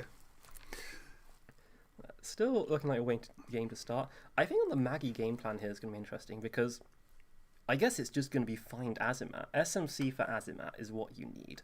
And hope you draw the pinholes, I guess. So, of course, the dream opening is you have your SMC, you have your overclock, you grab Azimat on the presumption that poetry is going wide as quickly as possible. I've not seen a tall poetry, but it's technically possible. Yeah, I think I have seen a tall poetry once. It was on Stegodon. It was doing very badly. as is the way with Stegodon. As is the way with Stegodon. But it can happen and you're using poetry to install ice. I mean, there's Vapor Flame Fabricator. It's in the format. What is the exact text on poetry? I don't remember. Let's have a look. Does this work?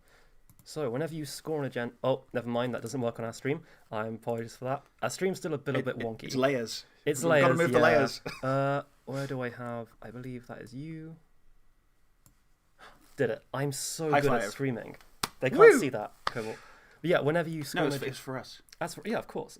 But yeah, whenever you score an agenda, look at the top 3 cards of R&D. You may install 1 non-agenda card from among them. Whenever an agenda is stolen, you may install 1 non-agenda from it. So yeah, you install ice, you install assets. The fact you can't tempo into more agendas is definitely kind of a sad thing for poetry. It's a really fun deck, but when your ID ability doesn't fire, it feels so bad. I think they will have wanted to avoid, certainly in the previous rotation, no, it was previous rotation. There was the fast break style decks where you were trying to loop agendas through using Arella Salvatore and Sansan City Grid and these sort of things to just chain agendas together. And so I imagine that's why they didn't let you shove agendas on the same. But it does mean that you have a little more of a restriction. Yeah, we'll see. I am actually kind of really excited for this game. I think my favourite part about coming is when I come across a deck I don't know about, or a deck that is not quite winning the meta right now, because then we just get to have some fun. Yeah, we get all of the fun of discovering a new deck and going, oh, I have no idea what this player is doing, and there's also not the risk of me blundering and losing.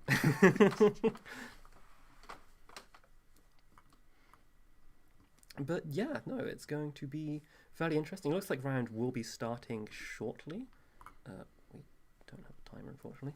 But Yeah, I think honestly this might be. I don't know how Maggie's going to deal with it, especially if this is big Maggie. In fact, yep, I am being told this has 69 cards in it. Nice. That's a big Maggie. It's not the biggest I've seen, but it's on the bigger end. So it's just going to have everything in it. Do you think we're going to see Illumination plays? Turn 1 Illumination? I mean, that... If you've got 69 cards, come on, you're playing Illumination, right? I say, knowing that some of these decks cut Illumination because they're cowards. It's better if you draw it. It's like, Okay, yeah, you do need to draw it. Or just, manifest. I'm going to mulligan for this card and it's going to appear in my hand. I mean, yeah, you just get better at mulling. I mean, if the cards you want aren't in your opening hand, you mull. Yes, that's simple. How many perfect hands have people missed by keeping them merely adequate? That's what I say. It's so much lost potential. It's like relationships. Don't settle. You deserve better. Always trade upwards. Upgrades. Exactly. Like, I don't know. Just gamble better, you know? What's the chances the hand gets worse? If you access the wrong card out of HQ, that's a skill issue. Yeah, it is. It is completely a skill issue. Oh.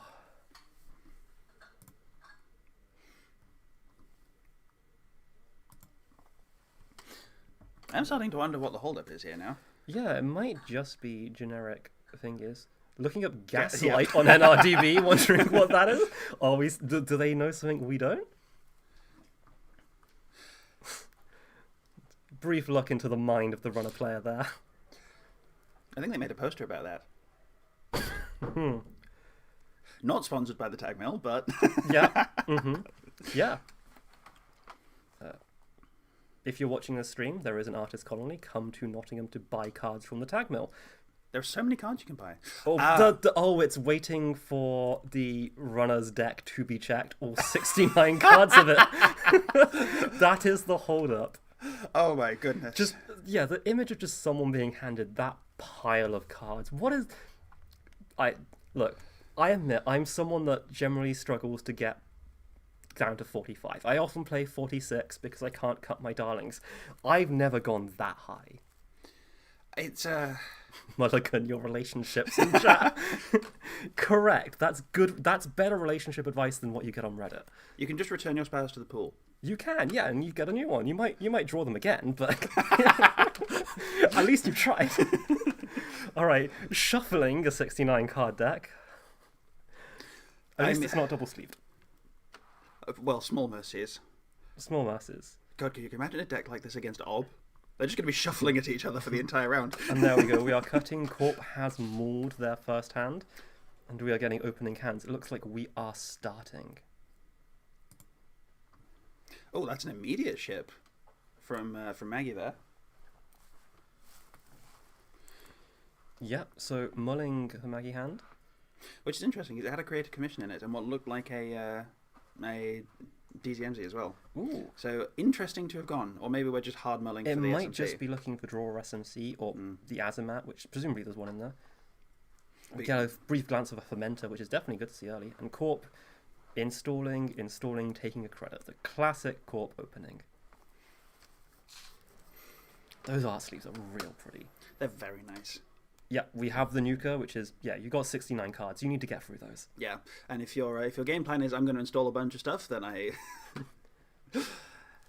Problem is, can the hand be dumped on this turn? Yeah, it's an interesting one. Maggie gets that install, which is what you want. I do see a VRcation in hand. Two VRcations. Two VRcations, which is, you need so much draw. You are genuinely playing VRcation. I love this deck.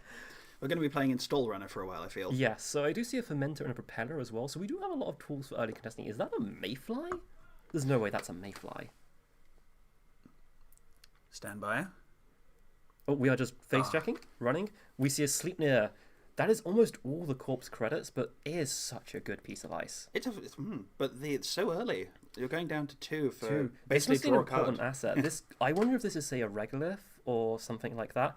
I can't think of many other things I would put myself down to 2 credits to protect. No, I mean, depending on the deck, it's probably either a Regolith or a Nico, but other than that, you're not going down to 2 to protect whatever this is.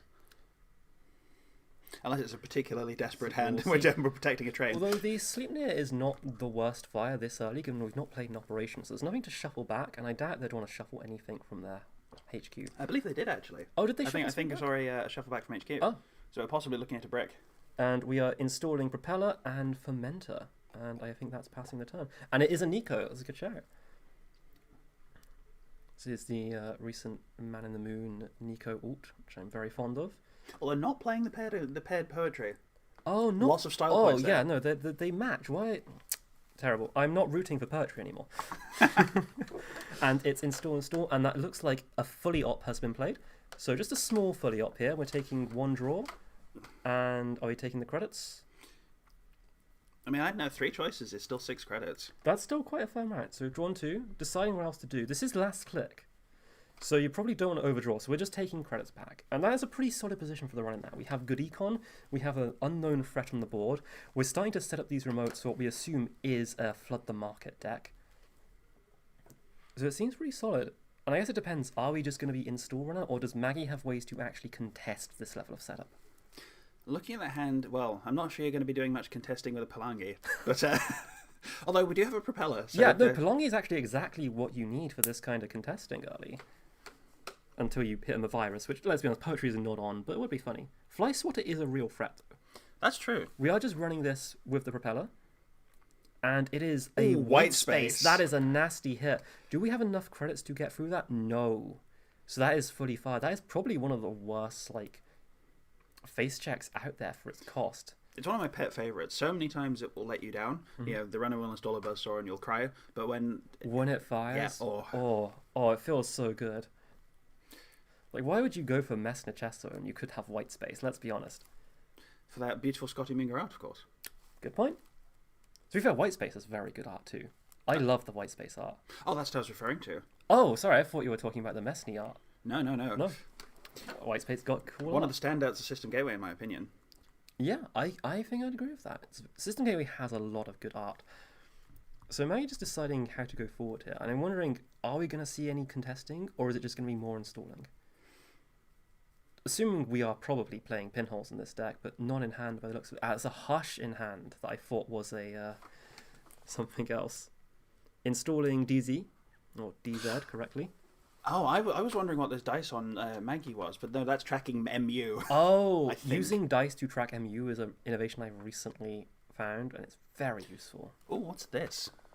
We are resing a auto campaign, which means we're going to be doing some interesting things with clicks. I love auto campaign. You really don't see it all that often.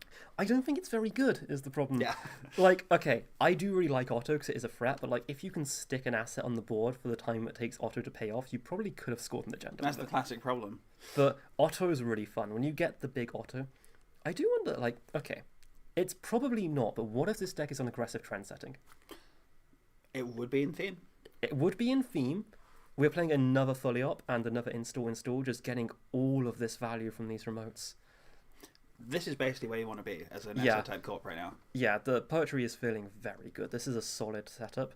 We are getting ready to flood the market out stuff very shortly, especially if that's a Synchro Cyclotron, which if we're on Flood, I expect to see Synchro, the new Vantage Point card that reduces double-click cards to only cost 1 click, which has not been seeing much play outside of Flood the Market because there's not many useful doubles out there. Although I did see a very funny distributed tracing fool doing that, which it didn't work, but it was very fun when it happened. Yeah. So this is an interesting situation because, of course, the threats are going sideways, but those centrals are wide open, and this is where the slower pace of play of Maggie is really starting to let them down. Yeah. Just because you could be poking and getting singles here. Yeah, it is Maggie deciding I'm going to build up a kind of Doom engine and deal with everything in 3 turns from now before you've won, which can be very effective. Maggie can just lock down the game once she's got properly set up. But right now the corp feeling pretty strong. It's just, I think the question Simon has to answer is just how much do I slow my setup down by interacting? Some sort of judge question going on here?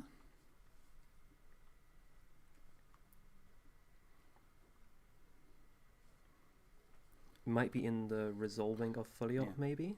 A Cassia watch, I believe, on that judge hand there. Very nice watch.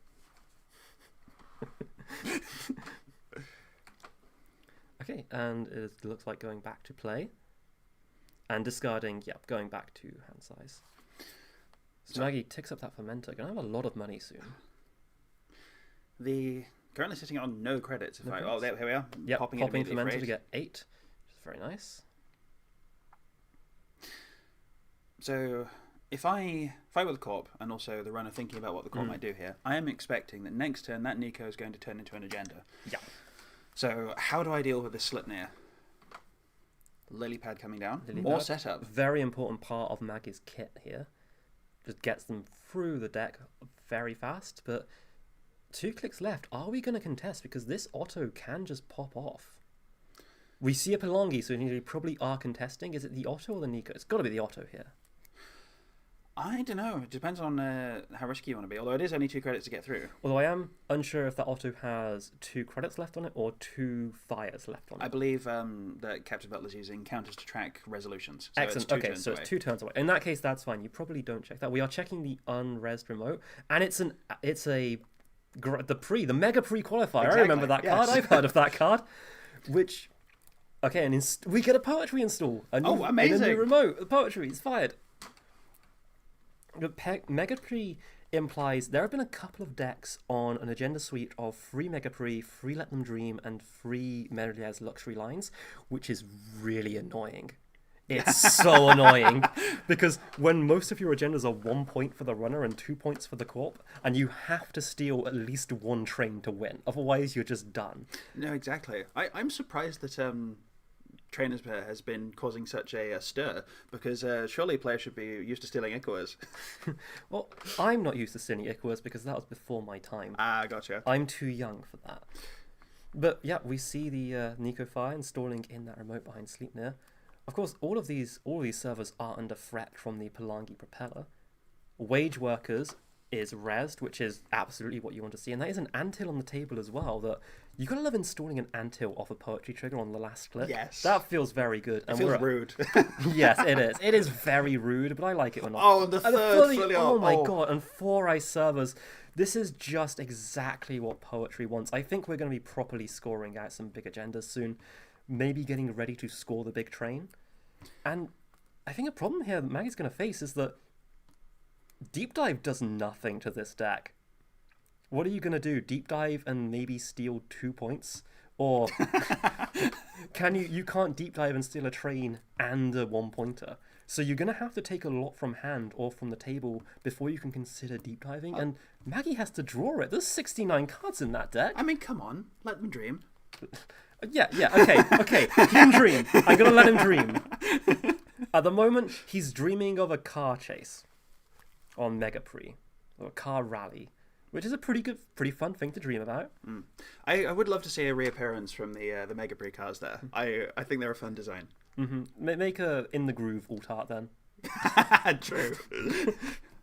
Oh, yes. We do not Superconducting. What's Lat's console called? Super Corridor. Super Corridor, that's the one. It had a super on it. It's like Maggie searching with Muse, so maybe Azimat is what to get here? Oh, it's just going for coal. I expect we're going to see a Knick-Knack come down shortly to make use of that. And now, as soon as that Knick-Knack comes down, I think Maggie's going to start running. Because you have to try and disrupt this. Like, admittedly the Corp hasn't scored much yet, but this is the beginning of an engine that can score very rapidly. I would say not choosing a breaker is possibly indicative of being quite comfortable with this position. It could be the old, I'm going to let you score to 5 and then never again. We are running the Anthill server. Again, we've got Prop and we've got Palangi. It's a drafter, so we are definitely going to be Palanging through that, I expect. It's probably Thinking one of about the... it, no, there's Palangi, yep. Yeah, you can't afford to let this fire. It gets a couple of really important things back. Oh, yes. Let's see what one. Other way around. Wait. No, that's right. Oh, no, it's not. It's fine. Look, I can track the game. To be fair, that agenda is kind of in the middle, but now our agenda points are accurate. So Anthill has been trashed. We have fired Palangi this turn. We've used 2 propeller counters, but stack probably has a fair amount to deal with that. I do see a Principia in hand, which is we are spec working the coal. Yep, for money and draw.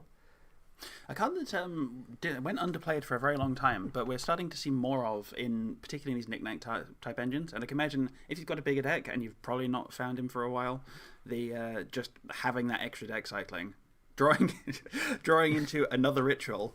We sure are drawing cards. Mm-hmm. It's so much draw. Like, this Maggie needs that draw.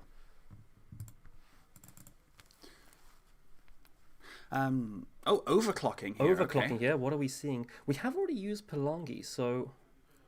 That is a once per turn, I believe. Oh, yeah. And what do we see here? I can't quite make that out through the glare. That is a Spin Doctor.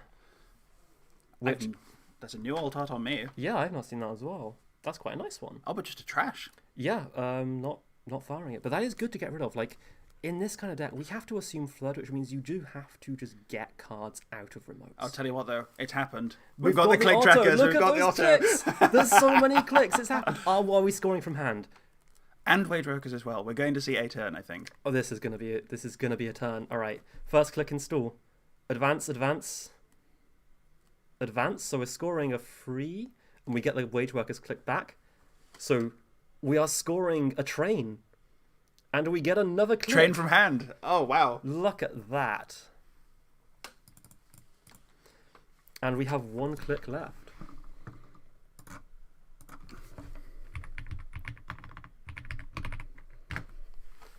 The Vantage Point new 5-3 for HB that has become completely ubiquitous, just from how just generically good it is. Being harder to steal and also giving you a click back, it functions so well both defensively and offensively. And has now taken the title of referring of when you say Melias, people know what you're talking about now. And we've still got clicks left over to present a new threat. Yeah. But yeah, we get an install from the poetry, and we've got 1 more install, so we still have 3 remote server. Maggie getting the ritual, which would be much better if you were playing Basilarg Maggie, but no, apparently people are. We've got the deck we've got. But yeah, on this level of points, it still could be anyone's game. Maggie is getting set up faster and faster. Still looking for that knick-knack, I think. We do see a pinhole in hand, which... I mean, what do you target here? You have Palangi of Propeller, so you can get through white space for a Palangi counter, but not a Repeller counter. But you kind of do need that Palangi right now if you're not finding the other breakers. I think this is what... Oh, well, I mean, we are nukering. But so we're Ritual into Nuka, so really power drawing for something. I think that this is one of those boards that represents a lot of potential, but actually realizing that potential is starting to become a problem. Yeah. Absolutely. It's like... Yeah, when you have this many cards, you're going to have chaff that's not remotely useful at the current time. That's kind of looks like the problem the runner is having here. I mean, you do have that pinhole, but not the credits to back it up. Yeah, exactly. We are just musing again. You wonder what we're musing for here. We're getting the lily pad trigger. Maybe a coal here, or potentially some way of getting through something. It's like a brief judge question about muse.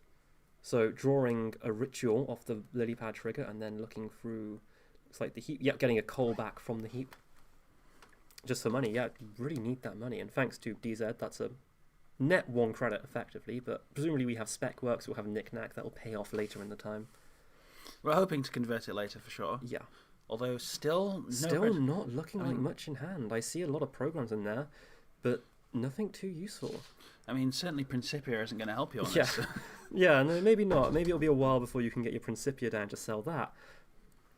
Getting a Symbol Chip down, which is, real important card in just for Maggie in general, which we'll probably be using to chip the Palangi if we're going to go for assets. And just discarding which of these cards to discard. Second chip from the Maggie ability. Discarding Principia, I'm not surprised. Res Nico.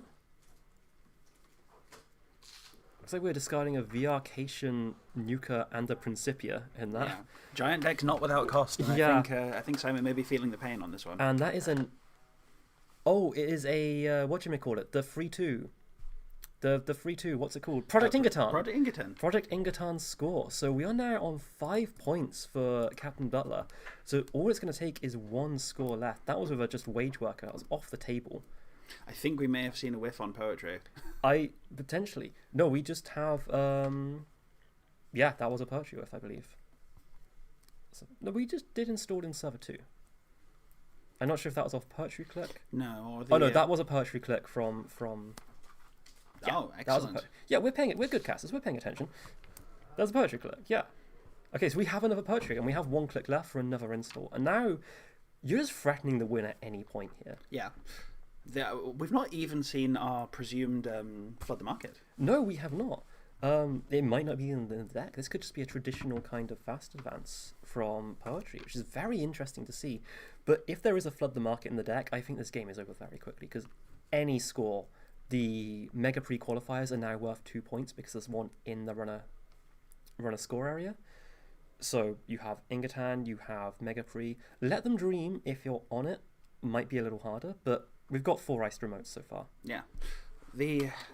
And still Centrals go completely unbothered. The runner has run twice this game, I believe. Yeah. And we have just chipped for a fermenter, which is going to be very slow money, and I feel like you need money fast, and if that's the best you can get to get money up, this is a real bad situation for Maggie. This could just be Maggie's being too slow, has not drawn the right cards, and that's the risk you run with this kind of big deck. Yeah, when you're playing a deck that's a full half a deck over the amount that you could otherwise play.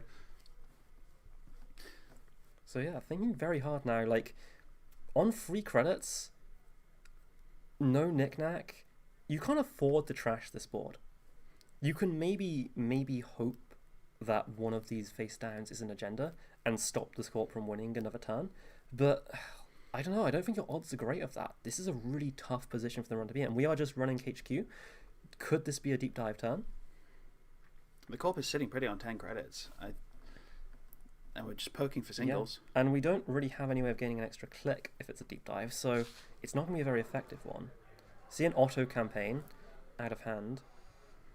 We are trashing that, which feels... That is rough. It puts Maggie down on very low credits. It's an interesting use of your money, and that turns off deep dive as well. But we are running back into HQ, so maybe we're just trying to reduce the amount of cards in HQ and hoping we can steal some agendas. That is a scatter field. Nothing doing there. I think. But yeah, this is pure desperation now. The Corp is in such a high position. I think this is probably the line you may have to take. You can't afford to trash the board, you can't afford to slow them down. Maybe you just have to hope to steal 2 trains. I mean, even a Mega Pre wins the game here. Yeah, exactly. It's tough. You can keep agendas out of hand, you can at least stop them scoring from it. Clicking for a credit and Thinking hoping that this isn't a table agenda. And yeah, that's it, discarding Hush. Thinking about installing that SMC in hand, but we'd have to trash something to MU, I believe. No, we wouldn't. We're fine on MU. Wait, are we? Checking MU. I can also count, but the judge can count better, so we're fine on MU. Counting isn't in our responsibilities. It's not in my... I don't play in that run to do maths or counting or read. That's the judge's job. It's all about vibes. Exactly. It's about the cool art. And we are rezzing a bass. That's scary. Yeah, this probably does mean we are getting a extra click here. It looks like this just isn't a flood the market deck at all. We are just traditional HB fast advance. But I have a strong feeling this is the Corp saying I've just won advance, the game. And that's it. That is a agenda I don't recognise, but it's an agenda. That's the game. Well, very well played by Captain Butler there, just taking advantage of just how slow that Maggie was to set up. Those early fully ops doing so much work. Back to back to back, and I think the players are discussing it there, of just drawing all 3 in the right order, and on Maggie, no knick-knack. No knick-knack. Suffering from that big deck size. Knick-knack would have been so useful, knick-knack is fantastic for this kind of asset matchup, but just not being there, not showing up, and not having the tools to trash anything. Didn't even look like we found an SMT until quite late, which means you can't even get the Azimat down, which is generally only a one-off in these decks. It's just, sometimes you just don't draw the tools you need. No, well played to both. I would be interested to see how Poetry continues to perform. I hope it does well. This is a fun little deck. I do wonder if it is on Flood the Market or not, but it looks like no, but we didn't actually see very much influence at all there. Well, so I believe we're going to lunch now. Yes, we will be going to lunch, and during lunch we will be shutting down the stream and restarting it, so this stream will end shortly as soon as we're done chatting, basically, and we will come back in about... Oh, how long is lunch? Probably will be about an hour from now, maybe a little longer than that, we will launch a new stream at that point, and we will see you then. Stay tuned.